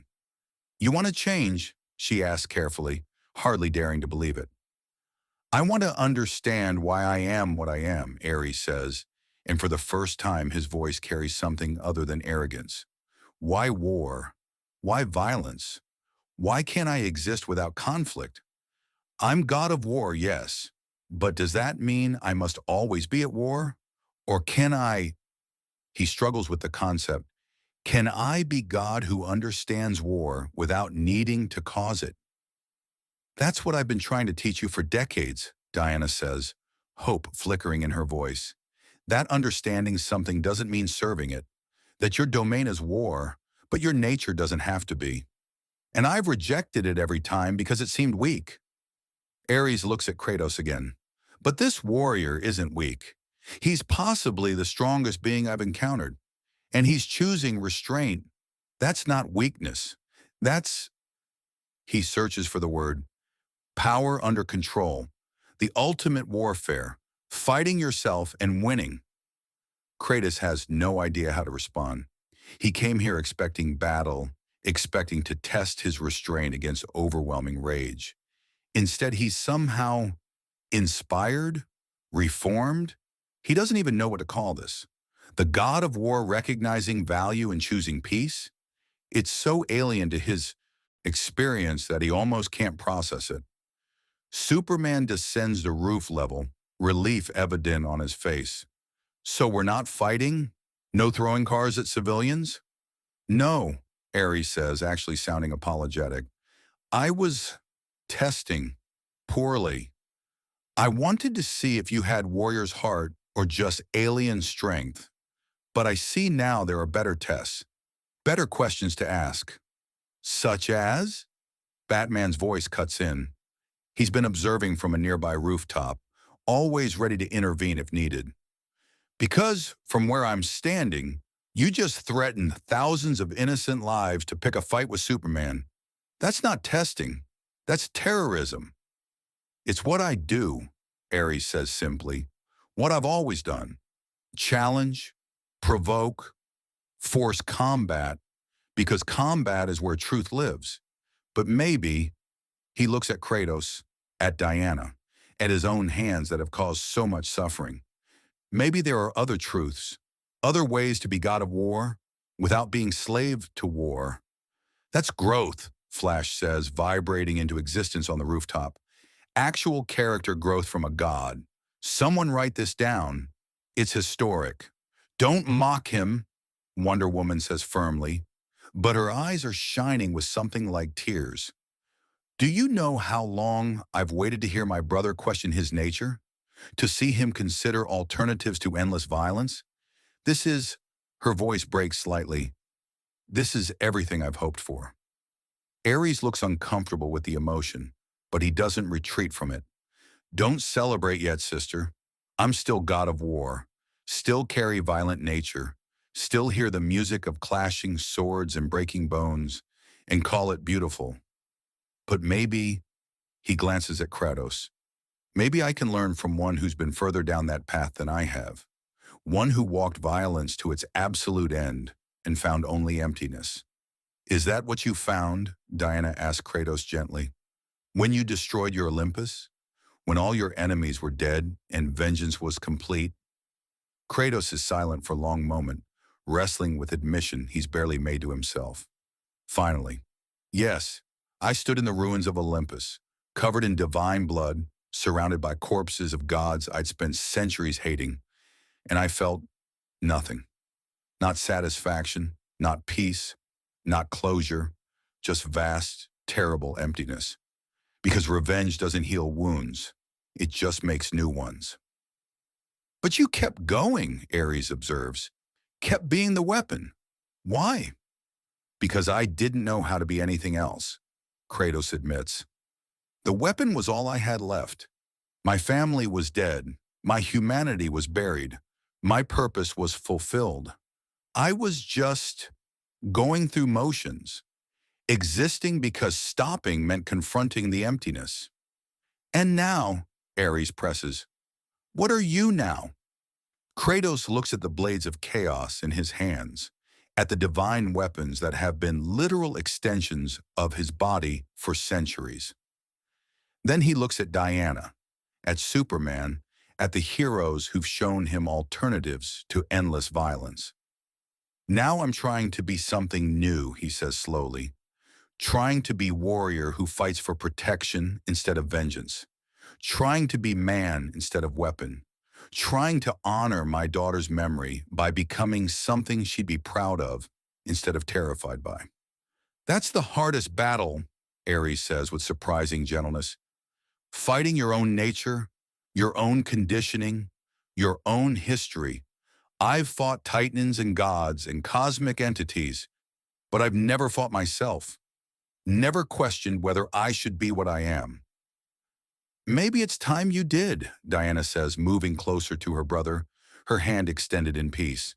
Maybe we both learn from Kratos, from someone who went to the absolute extreme of violence and came back to tell us it's a dead end, that there must be better ways. Ares stares at Diana's hand for a long moment. Taking it means admitting he was wrong, means accepting that his sister's path of balanced justice might be wiser than his path of constant warfare, means changing fundamental aspects of who he is. He takes her hand. All right, he says, his voice rough. I'll try. Try to understand war without needing war. Try to be better than my nature. But Diana, his grip tightens. I'm god of war. Violence is literally in my divine essence.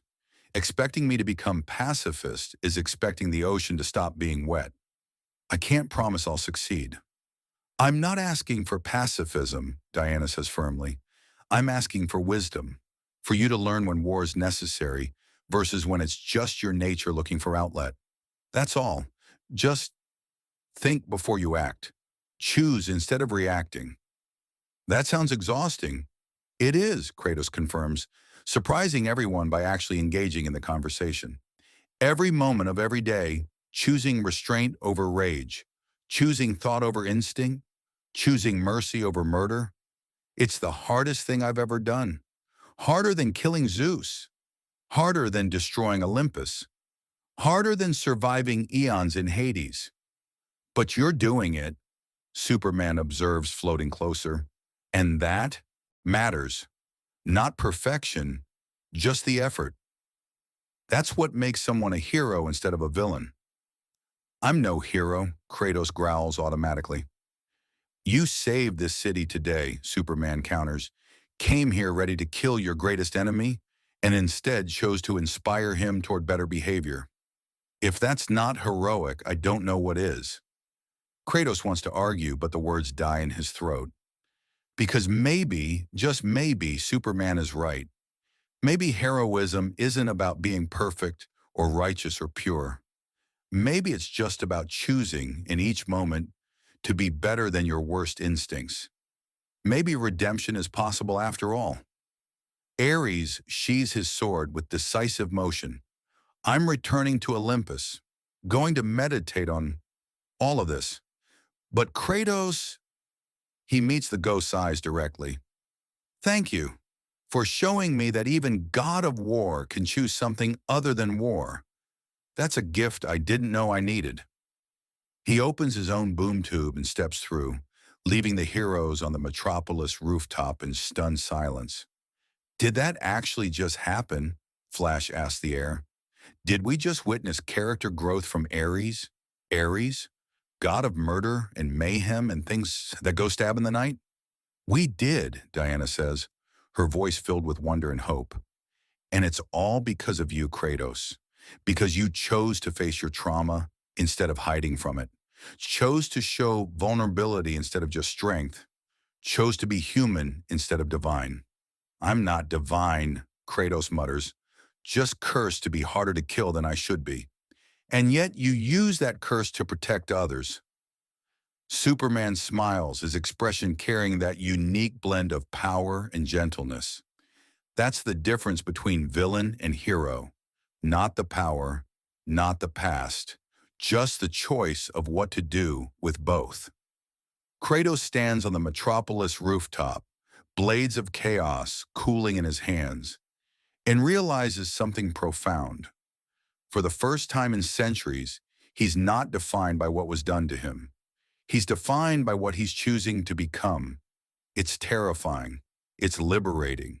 It's painful and hopeful in equal measure. It's human. And maybe, just maybe, that's enough. 2 weeks pass in a strange kind of peace. Kratos spends them in the Watchtower's training facilities, working with various Justice League members, learning what it means to fight with others instead of through them. Each session teaches him something new about control, about trust, about the difference between warrior and weapon.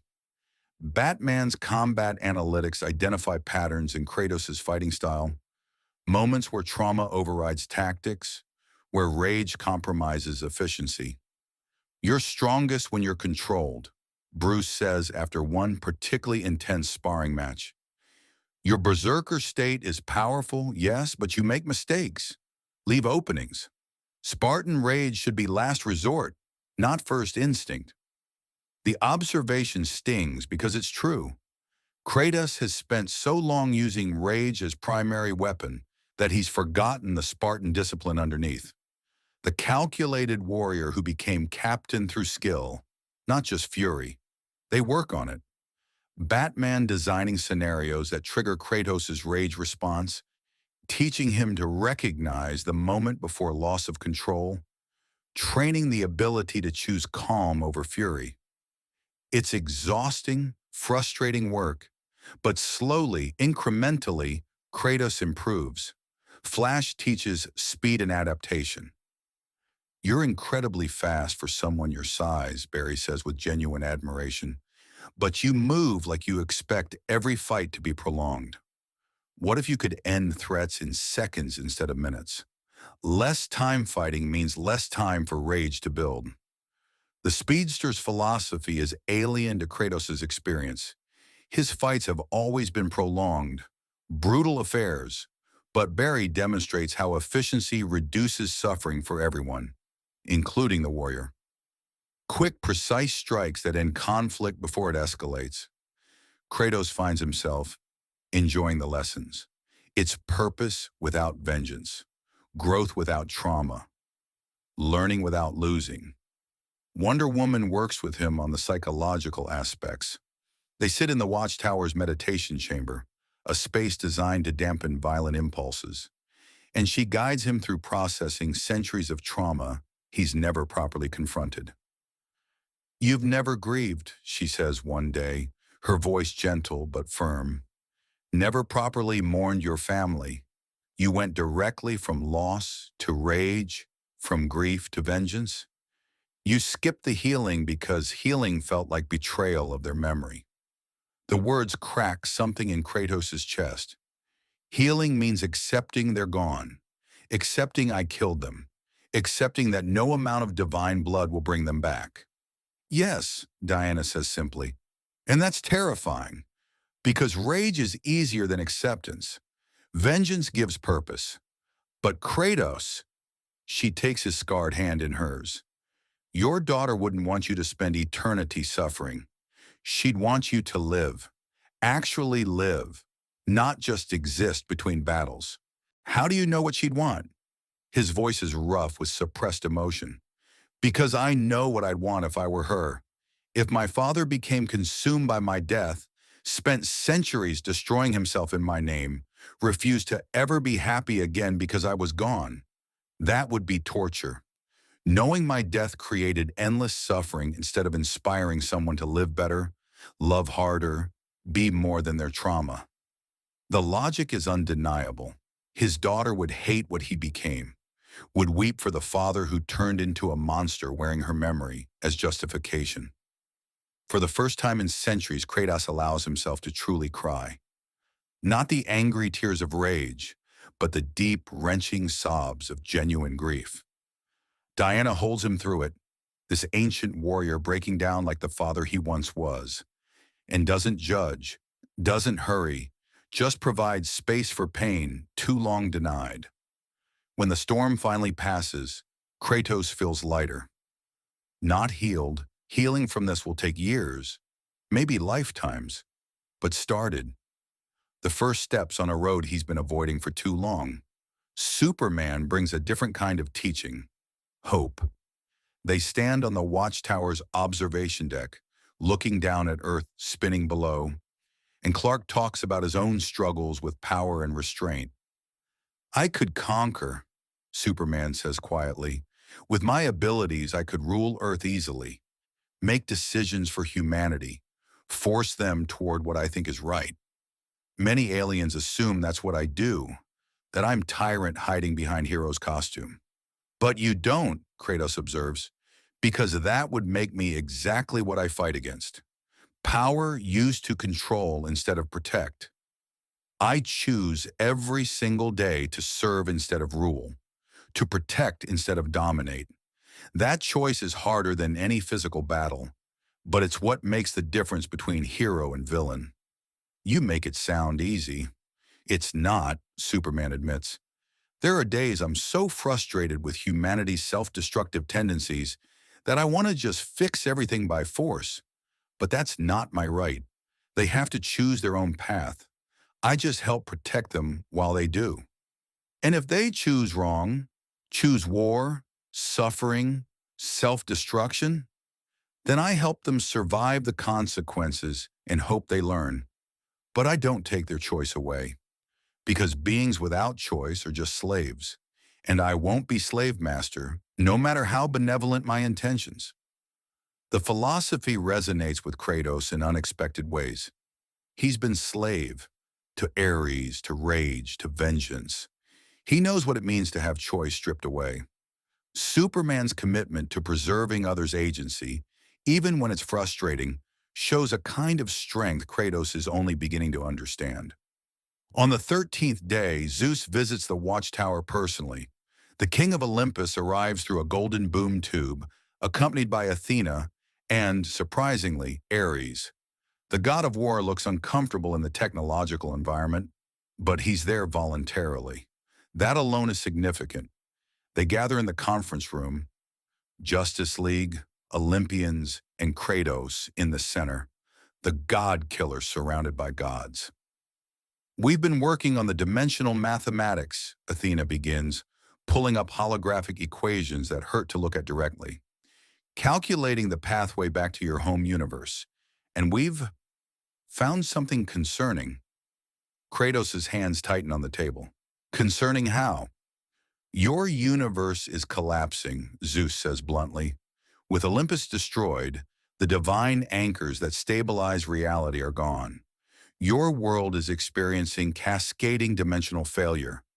In approximately 5 years, your time, the entire universe will collapse into void. The words hit like a titan's fist.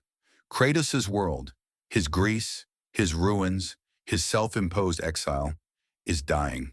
Everything he fought for, everything he destroyed, will cease to exist. Can it be saved? He asks, voice carefully controlled. Athena shakes her head slowly. Not by any means we understand. Divine anchors aren't easily replaced. It would require new gods, willing to sacrifice themselves to become universal foundations, or some kind of cosmic entity powerful enough to reweave reality itself. So my world is dead, Kratos says flatly. I destroyed Olympus and killed my universe in the process. Not just you, Batman interjects. Having analyzed Athena's data with characteristic speed, the collapse was inevitable once the gods became corrupted. Your Olympus was already killing your world slowly. Their abuse of power was creating dimensional instabilities. You just accelerated the end. Is that supposed to comfort me? Kratos' voice carries bitter amusement. That I murdered my dying world slightly faster? It's supposed to contextualize, Batman says firmly.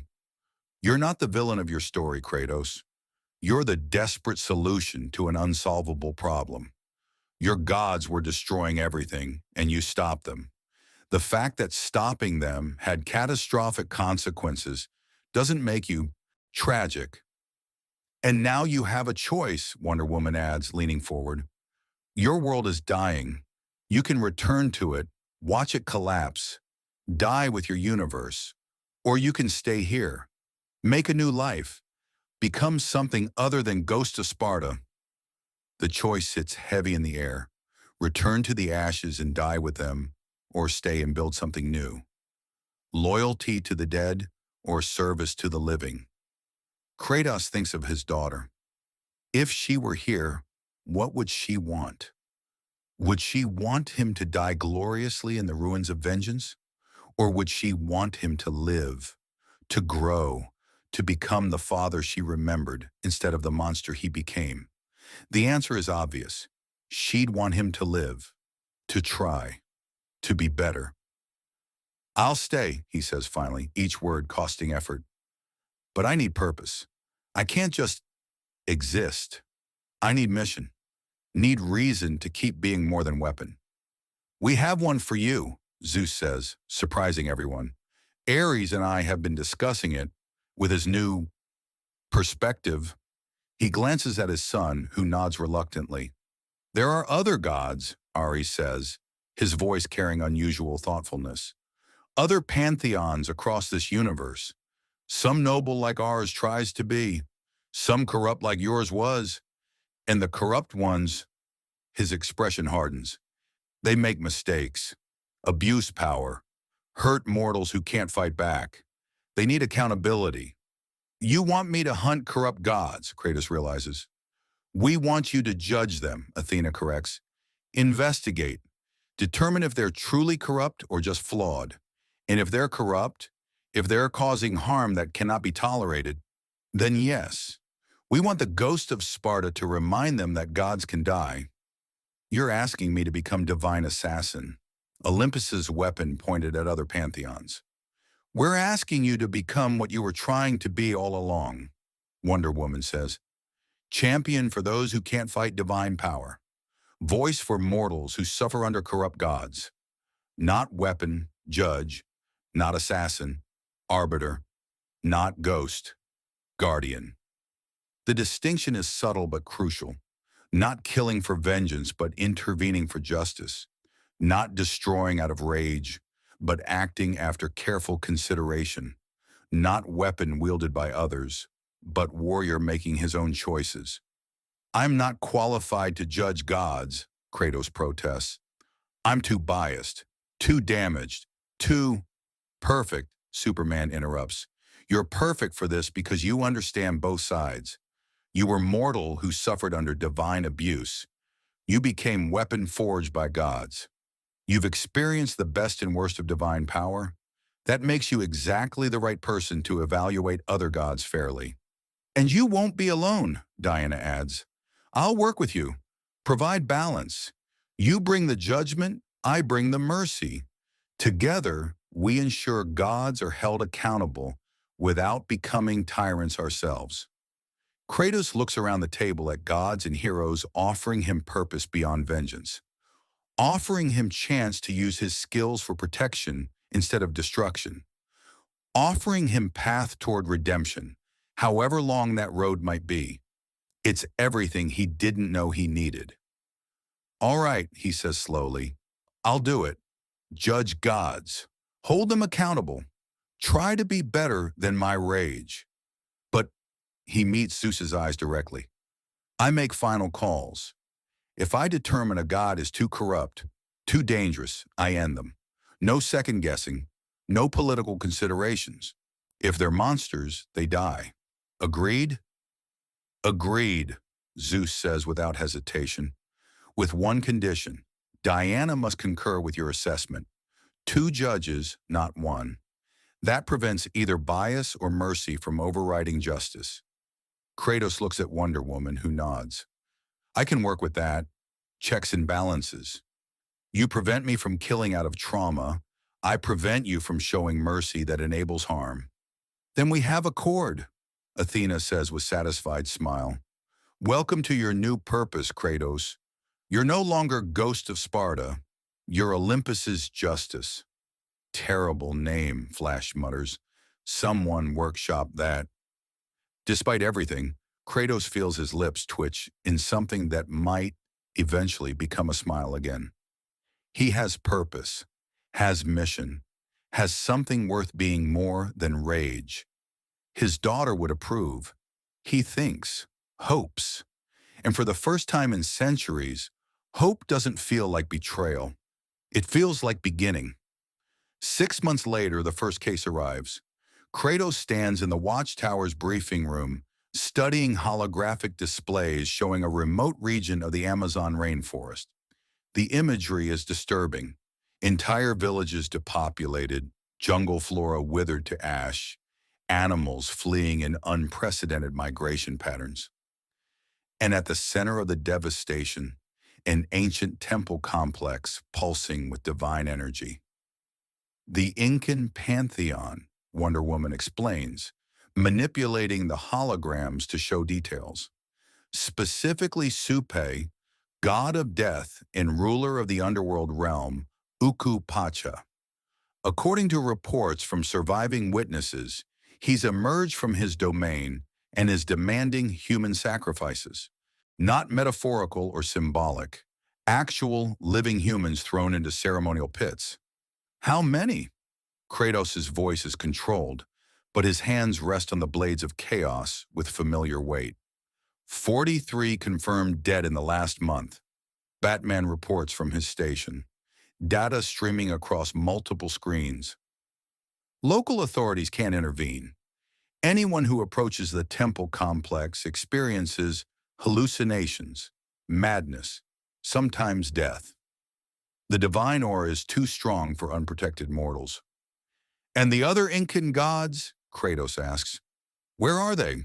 Why aren't they stopping this? Athena, attending via holographic projection from Olympus, answers, the Incan pantheon is diminished. Most retreated from active involvement in mortal affairs centuries ago as worship declined. Supe remained powerful because death never stops. People still die, still fear the afterlife, still feed his domain with unconscious belief. But without the other gods to balance him, he's grown corrupted. Corrupted how? Wonder Woman wants specifics before passing judgment. He believes he deserves the worship his pantheon once commanded. Athena continues. Thinks human sacrifice will restore Incan civilization to its pre-colonial glory, make the gods relevant again. It's delusion mixed with genuine grievance. The Spanish conquest destroyed much of their culture, and Supe sees this as justice. Kratos processes this with the analytical mindset he's been developing. Not automatic condemnation, investigation first. So he has motivation beyond simple cruelty. He's trying to restore what was lost, even if his methods are monstrous. Exactly, Diana confirms, which is why we need to investigate rather than immediately attack. Maybe he can be reasoned with. Maybe he can be redirected toward honoring the dead without killing the living. And if he can't, Kratos meets her eyes directly. Then we do what's necessary, she says firmly, but we try talking first. That's the rule we agreed on. Kratos nods. He's learned to trust her judgment over these months, learned that mercy isn't weakness when applied thoughtfully. But he's also learned that some beings are too far gone for redemption. The key is discernment. When do we leave? Immediately, Batman says, pulling up transportation logistics. I've arranged for a stealth jet to get you close without alerting local authorities. The Peruvian government knows about the situation, but officially denies divine involvement. They can't admit gods are real without causing mass panic. So you're operating off books. No public acknowledgement, no official support. We're used to that, Diana says with slight smile. How long until we're ready? Gear check takes 15 minutes. Flight time is 8 hours. Batman's fingers move across holographic controls, uploading mission parameters to their individual systems. I'm sending you everything we have on Incan mythology, Supé's historical behavior patterns, and temple layout from archaeological surveys. Study it en route. Kratos is already moving toward the armory. The blades of chaos are eternal, but he's learned to bring additional tools. Batman's explosive charges for structural weaknesses, Diana's gift of an Olympian shield blessed against death magic, even one of Superman's communicators in case they need emergency extraction. He's becoming tactical again. Not just rage and armor, but calculated warrior who plans for variables. It feels right, like remembering a language he'd forgotten he spoke. Diana joins him in the armory, checking her own equipment. Are you ready for this? First real mission. First time judging another god. No practice runs, no training scenarios. Actual consequences for real people. I've been judging gods for centuries, Kratos responds, securing the blades.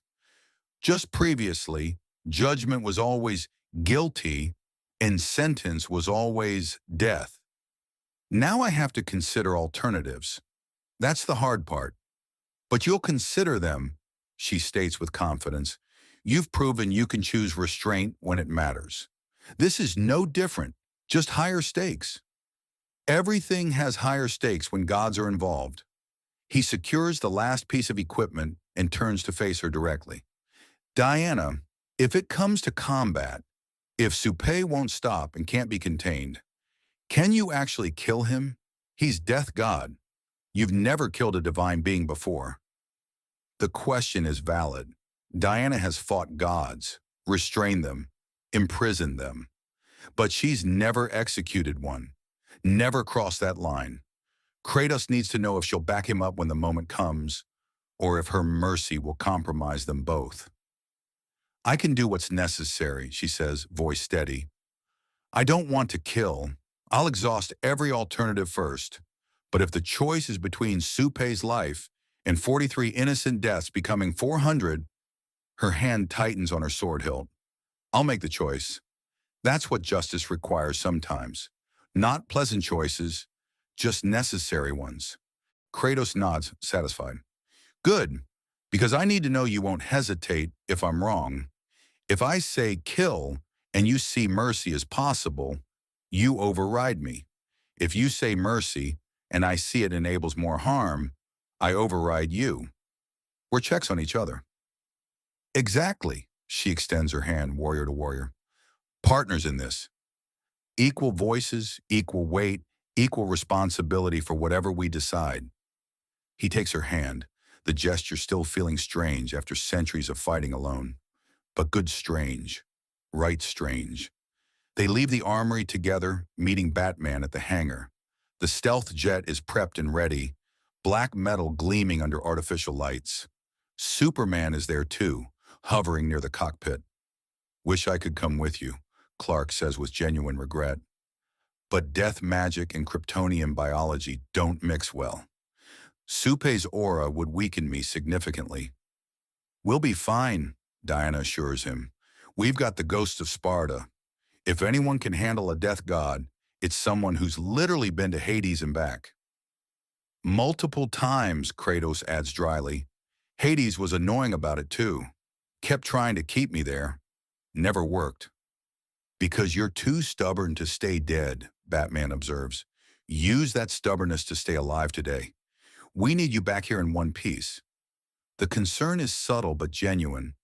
Over 6 months, Kratos has gone from prisoner to colleague to something approaching friend. Not warm friendship. Batman doesn't do warm, but the solid professional respect of warriors who trust each other's competence. "I'll do my best," Kratos says. Then after a pause, "Thank you for the training, the purpose, the chance to be something other than weapon. I don't say that easily, but thank you." Batman's lips quirk in what might be a smile behind the cowl. "Don't get sentimental. Just do the job and come back. We've got more corrupt gods lined up after this one. Athena's been compiling a list. You're going to be busy." "Good," Kratos responds, boarding the jet. "Idle hands are weapon's worst enemy." Diana follows him in, taking the co-pilot seat while Kratos settles in the back. The jet's engines hum to life, and moments later they're airborne, cutting through the atmosphere toward South America. Inside the quiet cabin, Kratos reviews the mission files Batman uploaded. Suppe's history is complex, not entirely villain, not entirely victim. A god who's watched his civilization destroyed, his pantheon diminished, his purpose questioned, who's responded to irrelevance with desperation and violence. It's almost sympathetic, almost understandable. But understanding doesn't excuse 43 murders. "What are you thinking?" Diana asked from the cockpit, not turning around but sensing his contemplation. "That gods are complicated," Kratos says. "My Olympus was corrupt top to bottom. Easy to judge, easy to condemn. But gods like Supe, gods damaged by mortal actions, responding badly to legitimate grievances, that's harder. Gray instead of black and white." "Welcome to actual justice," she responds. "It's messy, uncomfortable, requires wisdom instead of just strength, but it's more important than simple vengeance ever was." "I know," Kratos leans back, closing his eyes. Not sleeping. He rarely fully sleeps, centuries of warfare making him perpetually alert, but resting. "I just hope I'm wise enough. Hope my judgment isn't compromised by my history." "That's why I'm here," Diana reminds him, "to provide different perspective. Between your experience with divine corruption and my belief in divine redemption, we find balance. That's how justice works. Multiple viewpoints creating clearer picture." The flight continues in companionable silence. Two warriors preparing for what comes next. 8 hours to think, to plan, to steel themselves for the possibility that talking fails and violence becomes necessary. 8 hours until they face their first true test. Can the ghost of Sparta judge gods fairly? Can the daughter of Zeus enforce justice even against her own kind? The Amazon rainforest grows larger in the windows, ancient temple complex visible in the distance, pulsing with divine energy that speaks of death and desperation, and a god who's forgotten what it means to be worthy of worship. Kratos checks the blades of chaos one final time, feels their familiar weight, their eager readiness to kill. But this time, they're not his first choice, just his last resort. And that difference, that tiny, crucial difference, is what separates the ghost from the man he's becoming. The jet begins its descent, and the mission truly begins. Justice awaits, and with it, the chance to prove redemption is more than just hope. It's choice, inaction, and the hard, unglamorous work of being better than your past, one god at a time. The temple complex rises from the jungle like a wound in reality itself. Kratos has seen divine architecture across multiple realms. Olympus's marble perfection, Hades' bone cathedrals, the impossible geometries of dimensional spaces. This is different.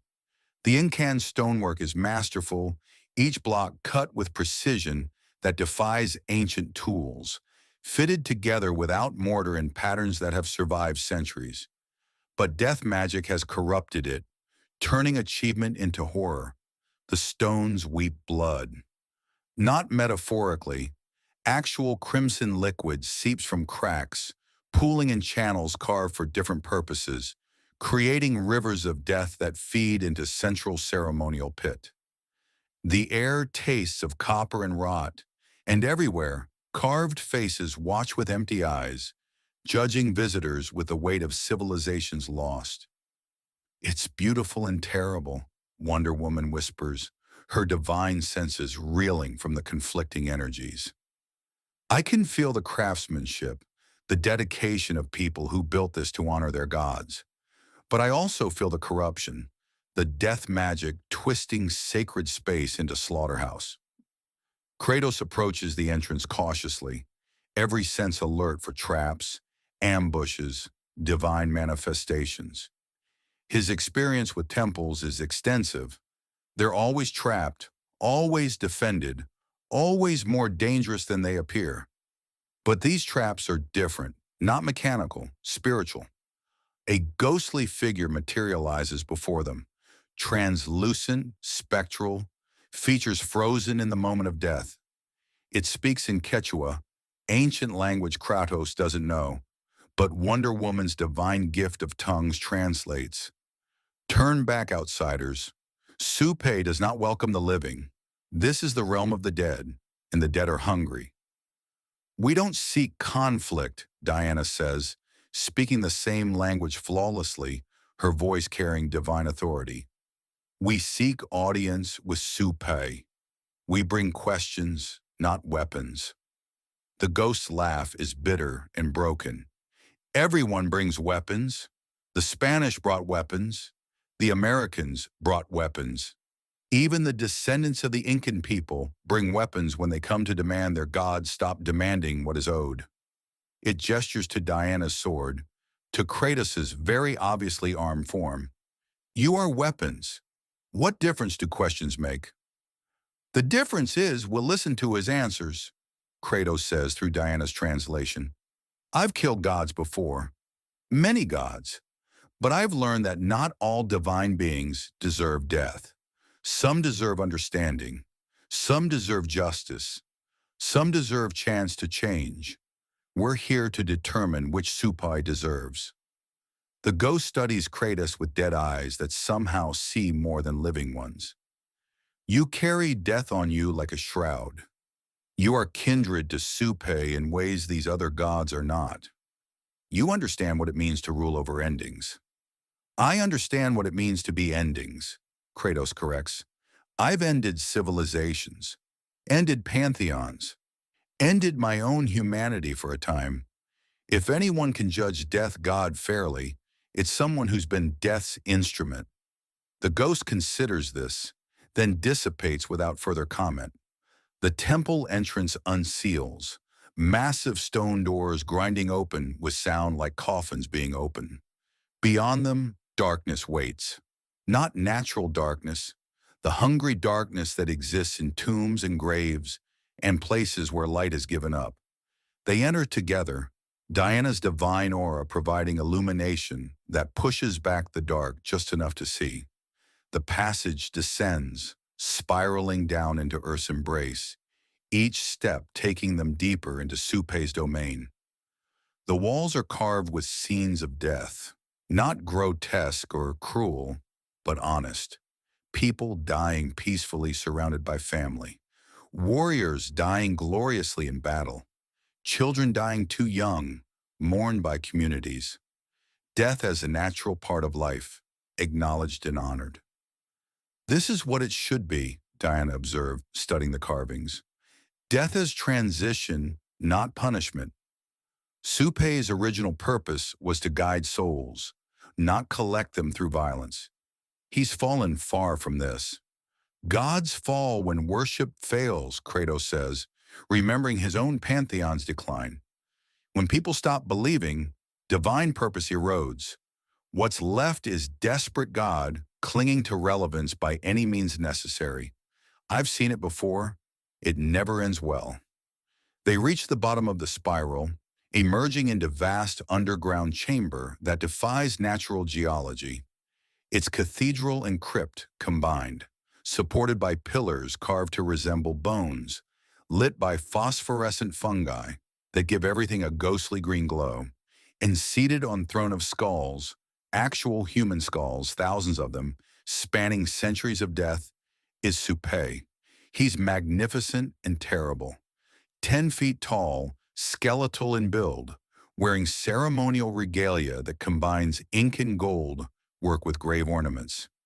His face is skull covered by translucent flesh, eyes burning with green fire that has witnessed countless deaths. Chains wrap around his form, each link a different soul, their whispers creating background chorus of endless endings. When he speaks, his voice is tomb, silence given sound. Outsiders, Greek gods, if I sense correctly, you've traveled far from your Olympus to stand in my domain. Why? Diana steps forward, fearless despite the overwhelming presence of death. We come to investigate reports that you're demanding human sacrifice, that 43 people have died feeding your power, that you're terrorizing mortals who can no longer provide the worship you once received. Terrorizing? Suppe's laugh is grave earth-settling. Is that what they call it? I call it remembering. Call it honoring ancient pacts. Call it restoring what was taken when your kind civilization destroyed mine.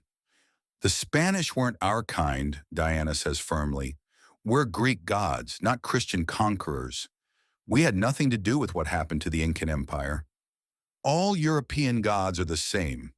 Supai's burning eyes fix on her. All came and destroyed what existed before. Your Christianity, your Greek myths transported by conquistadors, your erasure of indigenous belief, all the same colonization wearing different masks. You speak of justice?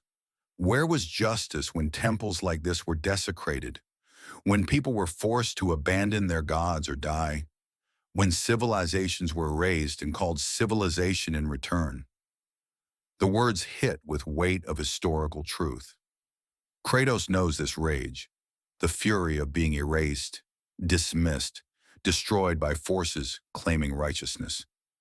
It's what drove him against his Olympus.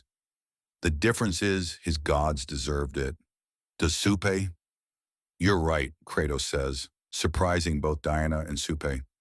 What was done to your people was horror, cultural genocide, divine murder through forced conversion. Your rage is justified. Your pain is real. Your desire to restore what was lost is understandable. He steps closer, hand not on weapons, but open, non-threatening.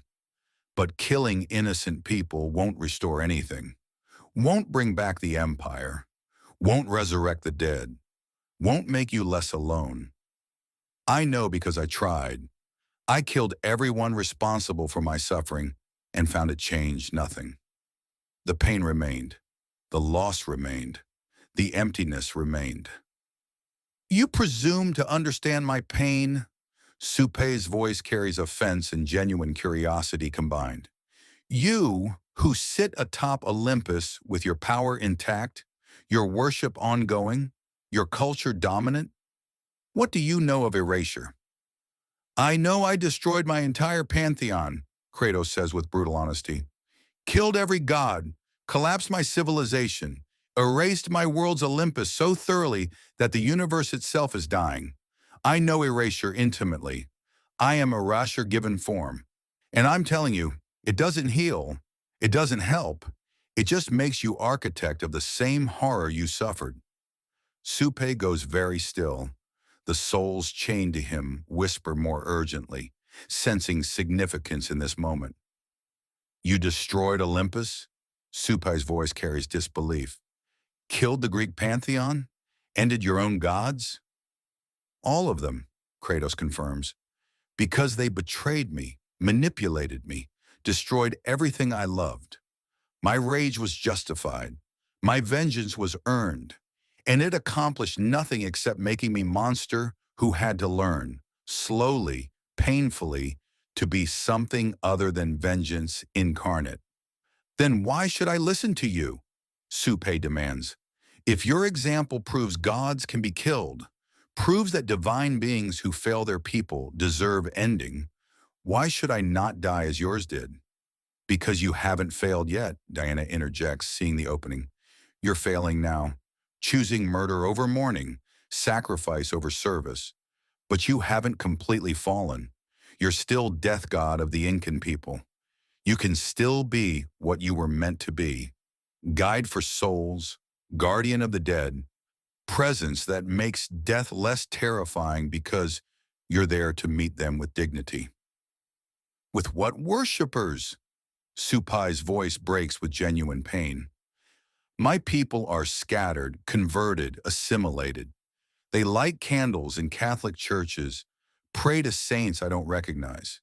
They've forgotten me, forgotten all of us. What good is being death god when no one believes I exist? Then prove you exist by being worth believing in, Kratos says, voice carrying the weight of lived experience. Stop demanding sacrifice and start offering comfort. Stop terrorizing and start protecting. Be the God they need. A presence that says death is not ending, but transition.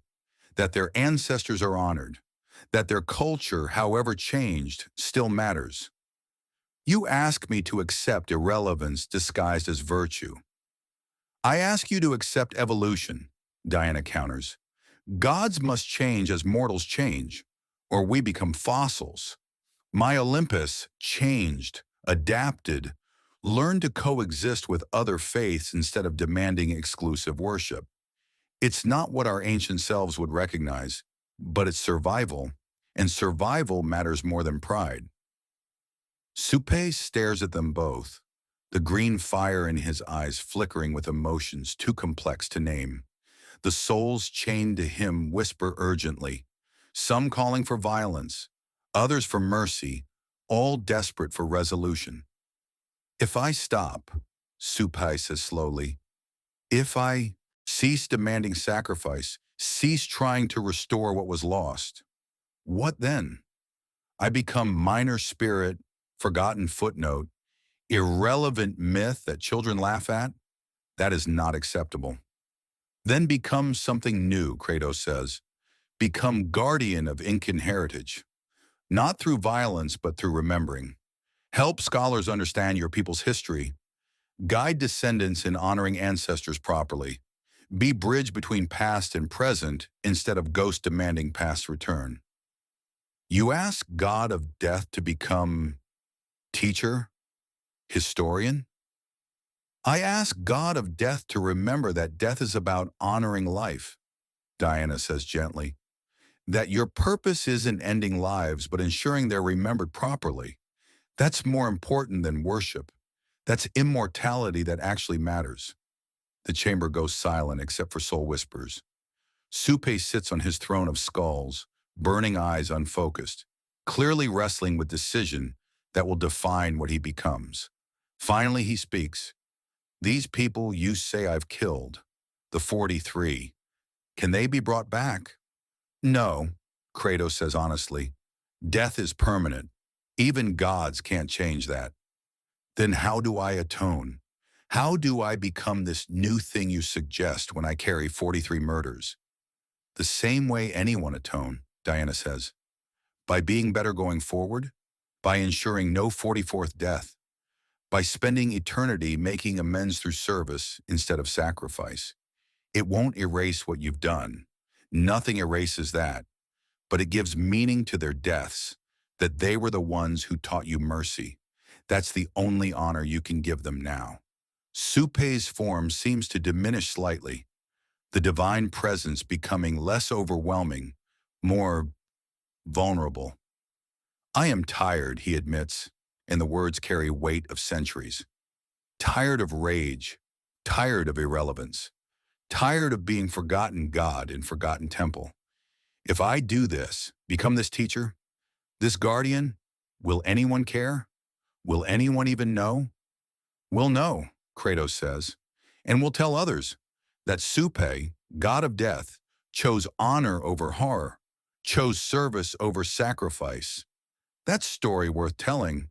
That's legacy that matters.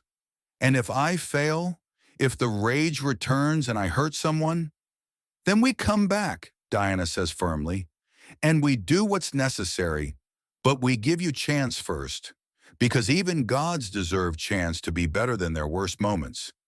Supe stands slowly, chains of souls rattling, and approaches them. Up close, Kratos can see the skull faces crying, transparent tears running down bone, grief made visible. I accept, Supai says, voice breaking. I accept your terms. No more sacrifice. No more violence. I will be different, better, guardian instead of taker. But his burning eyes meet Kratos's.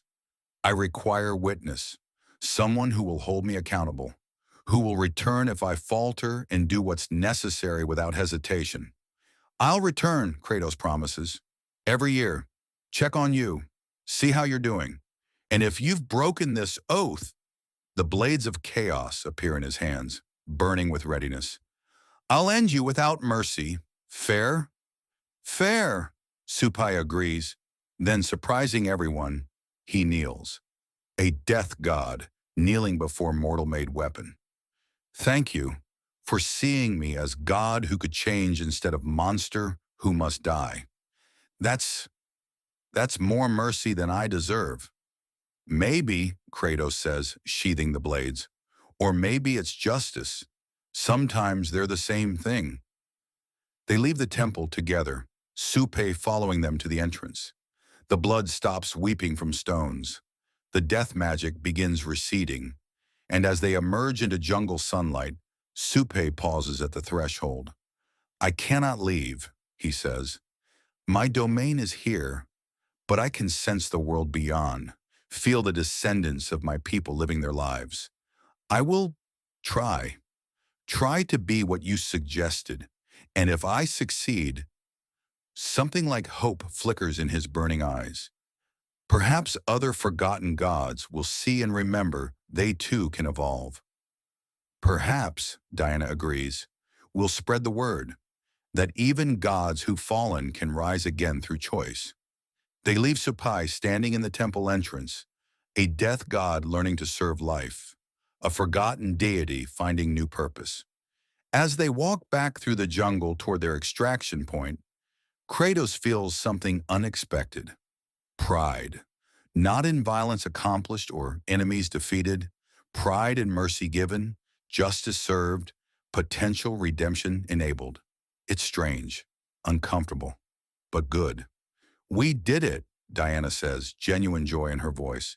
First mission, first divine judgment, and we chose mercy. I was so worried you'd kill automatically, Kratos finishes. I considered it. Every instinct screamed for blood, but you were right. He deserved chance first. And if he squanders it, we'll handle it then. But today we gave God hope. That's new for me. Get used to it, she says with brilliant smile. This is what justice looks like when it's done right. Not always killing, not always mercy, just appropriate response to actual circumstances. You're learning, Kratos. You're becoming the warrior your daughter would be proud of. The words settle into his chest like warmth in winter. His daughter. Would she be proud? Would she see this? Spare corrupt God, give second chance, choose hope over horror, and recognize her father instead of the ghost? Maybe, possibly, he hopes so. Above them, the stealth jet descends for extraction. Batman's voice crackles through their comms. Mission status? Successful, Diana reports. Supai has agreed to cease human sacrifice and serve as cultural guardian instead. We'll monitor, but I believe he's genuine. Impressive, Batman says. And coming from him, that's practically effusive praise. How's Kratos? Kratos activates his own comm. I'm good. Better than expected. Turns out judging gods fairly is satisfying in ways killing never was. I'm ready for the next one. Good, Batman responds. Because Athena's list has 18 more cases. You're going to be busy. Good, Kratos repeats, boarding the jet. Idle hands are weapon's worst enemy. As they lift off, Kratos looks back at the temple, at Supai's silhouette still visible in the entrance. A god choosing change, choosing better, choosing hope over rage. If a death god can choose redemption, maybe anyone can. even the ghost of Sparta, even the god killer learning to spare gods, even the weapon becoming a man. The journey continues, one judgment at a time, one choice at a time, one step toward being worthy of his daughter's memory. And for the first time in centuries, that future doesn't feel impossible. It feels achievable, one god at a time. 1 year later, Kratos stands on Mount Olympus during the Festival of Heroes, an event Zeus created to honor mortals and gods who've made significant contributions to justice. The ghost of Sparta never imagined he'd be honored anywhere, least of all on Olympus wearing ceremonial robes instead of blood-splattered armor. But here he is. The past year has been transformative in ways he still struggles to articulate. 18 corrupt gods investigated, 12 convinced to change through Diana's diplomacy and his pointed reminders that alternatives to reformation exist. 4 imprisoned in Olympus's divine cells for crimes too severe to ignore, but not quite deserving death. And 2, only 2, who forced his hand and learned what the blades of chaos do to beings who refuse every chance at redemption. Each judgment weighed carefully, each decision made jointly with Diana, each outcome measured not by vengeance satisfied, but by innocence protected and futures preserved. It's exhausting work, emotionally draining in ways pure violence never was, but it's meaningful in ways that centuries of God-killing weren't. Superman approaches with his characteristic warmth, carrying 2 drinks. "You look uncomfortable in formal wear," Clark observes with a smile, offering 1 glass. "I look uncomfortable everywhere," Kratos mutters, accepting the drink but not drinking it. Centuries of divine betrayals make him wary of consuming anything he didn't prepare himself. But yes, robes are worse than armor. At least armor has purpose. "These robes have purpose too," Superman says. "They say we recognize you've changed. We honor what you've become, not just what you were." "That matters, Kratos, especially coming from gods you once would have killed on sight." Across the courtyard, Zeus laughs at something Athena said. Hera speaks with visiting dignitaries from other pantheons, Egyptian, Norse, Japanese gods, who've heard about Olympus's new divine arbiter. And Ares, surprisingly, spars with Wonder Woman in a demonstration bout that shows genuine technique instead of his usual brutality. "Your Ares has changed too," Kratos observes. "Less bloodthirsty, more thoughtful." "You inspired him," Superman says. "Showed him that even God of War can choose when to fight instead of fighting constantly. He still struggles. His nature is violent, but he's trying. That's what matters." Batman materializes from shadows, because of course he does, carrying data tablets. "Mission briefing. We've received reports of a situation in Scandinavia. Norse god named Loki has been—" "Let him have 1 day," Wonder Woman interrupts, having finished sparring and overheard. She's radiant in her formal armor, golden tiara catching sunlight, every inch the princess warrior she was born to be. Kratos has been working non-stop for a year. 1 day at a festival honoring his contributions won't derail justice. "The corrupted gods don't take days off," Batman counters. "Neither do I, usually," Kratos says, surprising himself by actually considering the break. "But Diana's right. 1 day. Then we investigate Loki. But today..." He looks around at Olympus, at gods and heroes mingling peacefully, at the future he's helping build. "Today I honor what my daughter would have wanted, for me to live, not just exist between battles." Batman's expression softens imperceptibly, which for him is practically a hug. "All right, 1 day, but Loki's case looks serious, possibly our most challenging yet." "They're all challenging," Kratos responds. "That's why they need judging instead of just killing. But I'm ready. We're ready." He glances at Diana, who nods with understanding, born of a year fighting beside each other.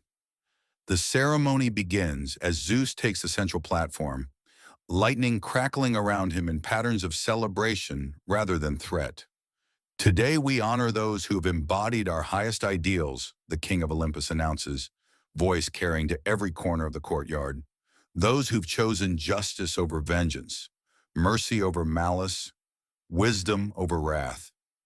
He lists numerous heroes, Justice League members, mortal champions, young gods who've shown exceptional character.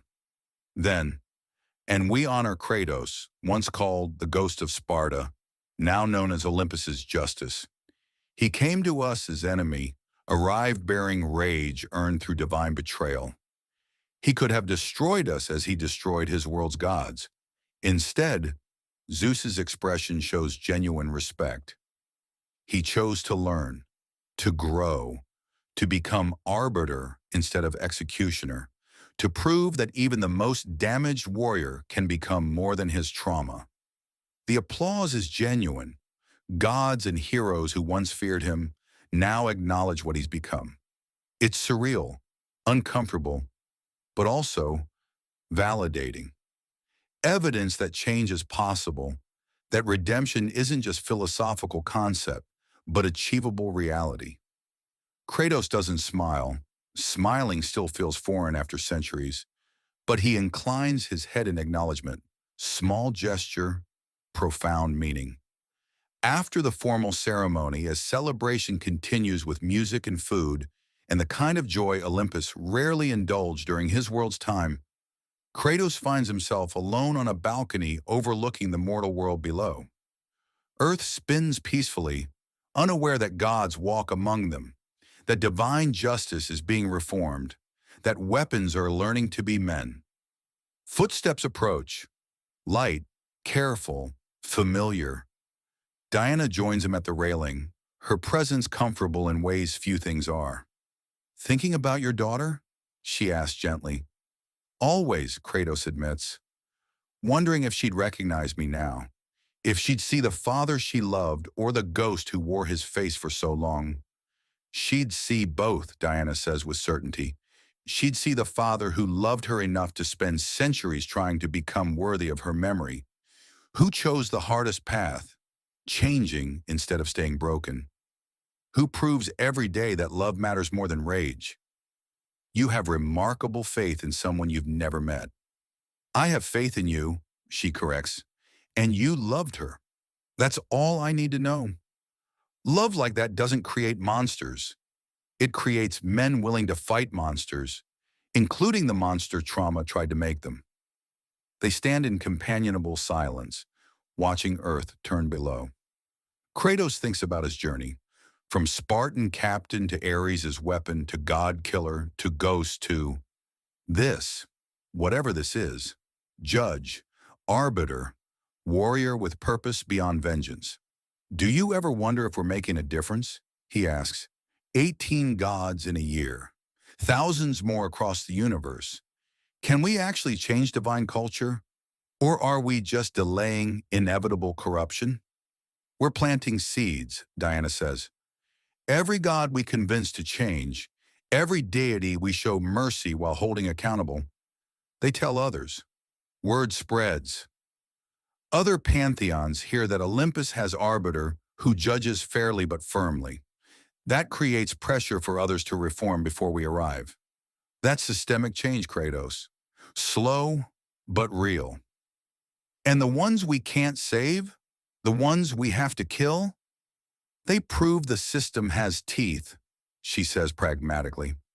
"That accountability isn't just empty threat. You've killed 2 gods this year, Kratos. 2 out of 18.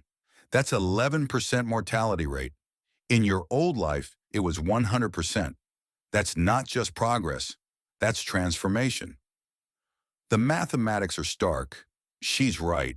He's become something other than indiscriminate destroyer. He's become judge, exactly what they intended.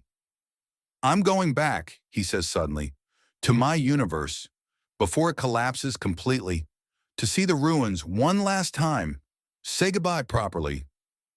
Diana doesn't question the decision, just nods understanding. When? After the Loki case, after we ensure Norse gods aren't facing same corruption my Olympus did, then I'll use the dimensional gateway Athena built, visit home universe, make peace with what I destroyed. Do you want company? He considers, then shakes his head. No, this is something I need to do alone. Face my past without allies to soften the reality. See what I became, acknowledge what I did, and choose consciously to be better going forward. That's mature of you, she says with slight smile. A year ago, you'd have gone alone out of habit, not choice. Now you're going alone because it's right. That's growth. Or I'm still just avoiding vulnerability. Maybe both, she allows. Healing isn't linear. You're allowed to struggle, allowed to have bad days where the rage returns and mercy feels impossible. What matters is you keep choosing better when you can. Music drifts from the celebration, and Diana extends her hand. Dance with me. I know you hate these things, but humor your partner. We've earned one moment of joy between judgments. Kratos stares at her hand like it's a weapon he doesn't recognize. Dance. He hasn't danced since his wife, since before Ares, since he was just Spartan captain who loved his family and thought life was simpler than gods made it. But that's exactly why he should. To remember being human, to prove he can experience joy without immediately waiting for the betrayal that follows. He takes her hand. They dance awkwardly. Kratos has forgotten the steps, and Diana is trying not to laugh at his stiffness. But it's real, genuine. A moment of life between the violence. And watching from the shadows, Batman allows himself the smallest smile. Superman notices and raises an eyebrow in question. He's going to be okay, Bruce says quietly, nodding toward Kratos. He's still carrying the weight, still fighting his demons. But he's learning to be human again. That's more than most gods manage. That's heroism in its purest form. You sound almost optimistic, Clark observes. Don't get used to it, Batman responds, but his tone lacks its usual edge. Epilogue. 5 years later. The dimensional gateway opens in the ruins of Kratos' Olympus, and he steps through into a world of ash and silence. 5 years have passed in his timeline, but here, in a universe that's collapsing, time moves strangely. What should be complete void is preserved in slow decay, reality holding on through sheer inertia. He walks through the ruins of the throne room where he killed Zeus. The blood has turned to dust. The broken marble has cracked further. The Omega symbols his world's gods used are fading, proving even in death they lacked permanence. He finds the graves he dug, crude, unmarked, but graves nonetheless. One for his wife, one for his daughter. Dug in moment of lucidity between killing gods, when guilt briefly pierced Rage's armor. Kratos kneels between them, ashen hands touching earth that holds nothing but memory now. Their bodies are long gone, consumed by time and dimensional decay, but the meaning remains. I'm sorry, he says to the silence. Sorry I became monster. Sorry I destroyed world in your names. Sorry it took me so long to learn mercy. The wind doesn't answer. The dead never do. But Kratos feels something shift in his chest. Not closure, never closure, but acceptance. They're gone. He killed them. That's truth nothing can change. But he can honor them by being better, by ensuring no other father becomes weapon, by holding gods accountable so mortals don't suffer what he did. That's not redemption. Nothing redeems murdering your own child, but it's purpose, meaning, reason to keep going that isn't just vengeance. I found new purpose, he tells their graves, judging gods, holding them accountable, sometimes showing mercy, sometimes bringing justice, always trying to be wise enough to know difference. Diana helps. She's She's good. You'd like her. She reminds me there's honor in restraint, strength in choosing better.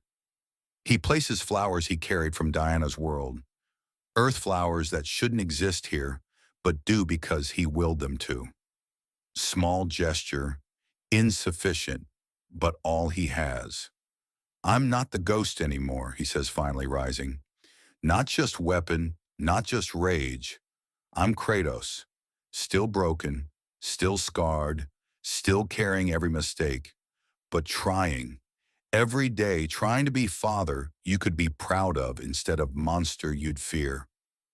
He turns to leave, to return to his new universe in the work waiting there. But he pauses at the edge of the ruins, looking back one final time. Hope shines brightest in the darkest night, he says. Diana's words, borrowed and given new meaning. Even here, even in ruins I created, even in darkness I caused, hope survives, and so do I. The dimensional gateway closes behind him, and the collapsing universe continues its slow death.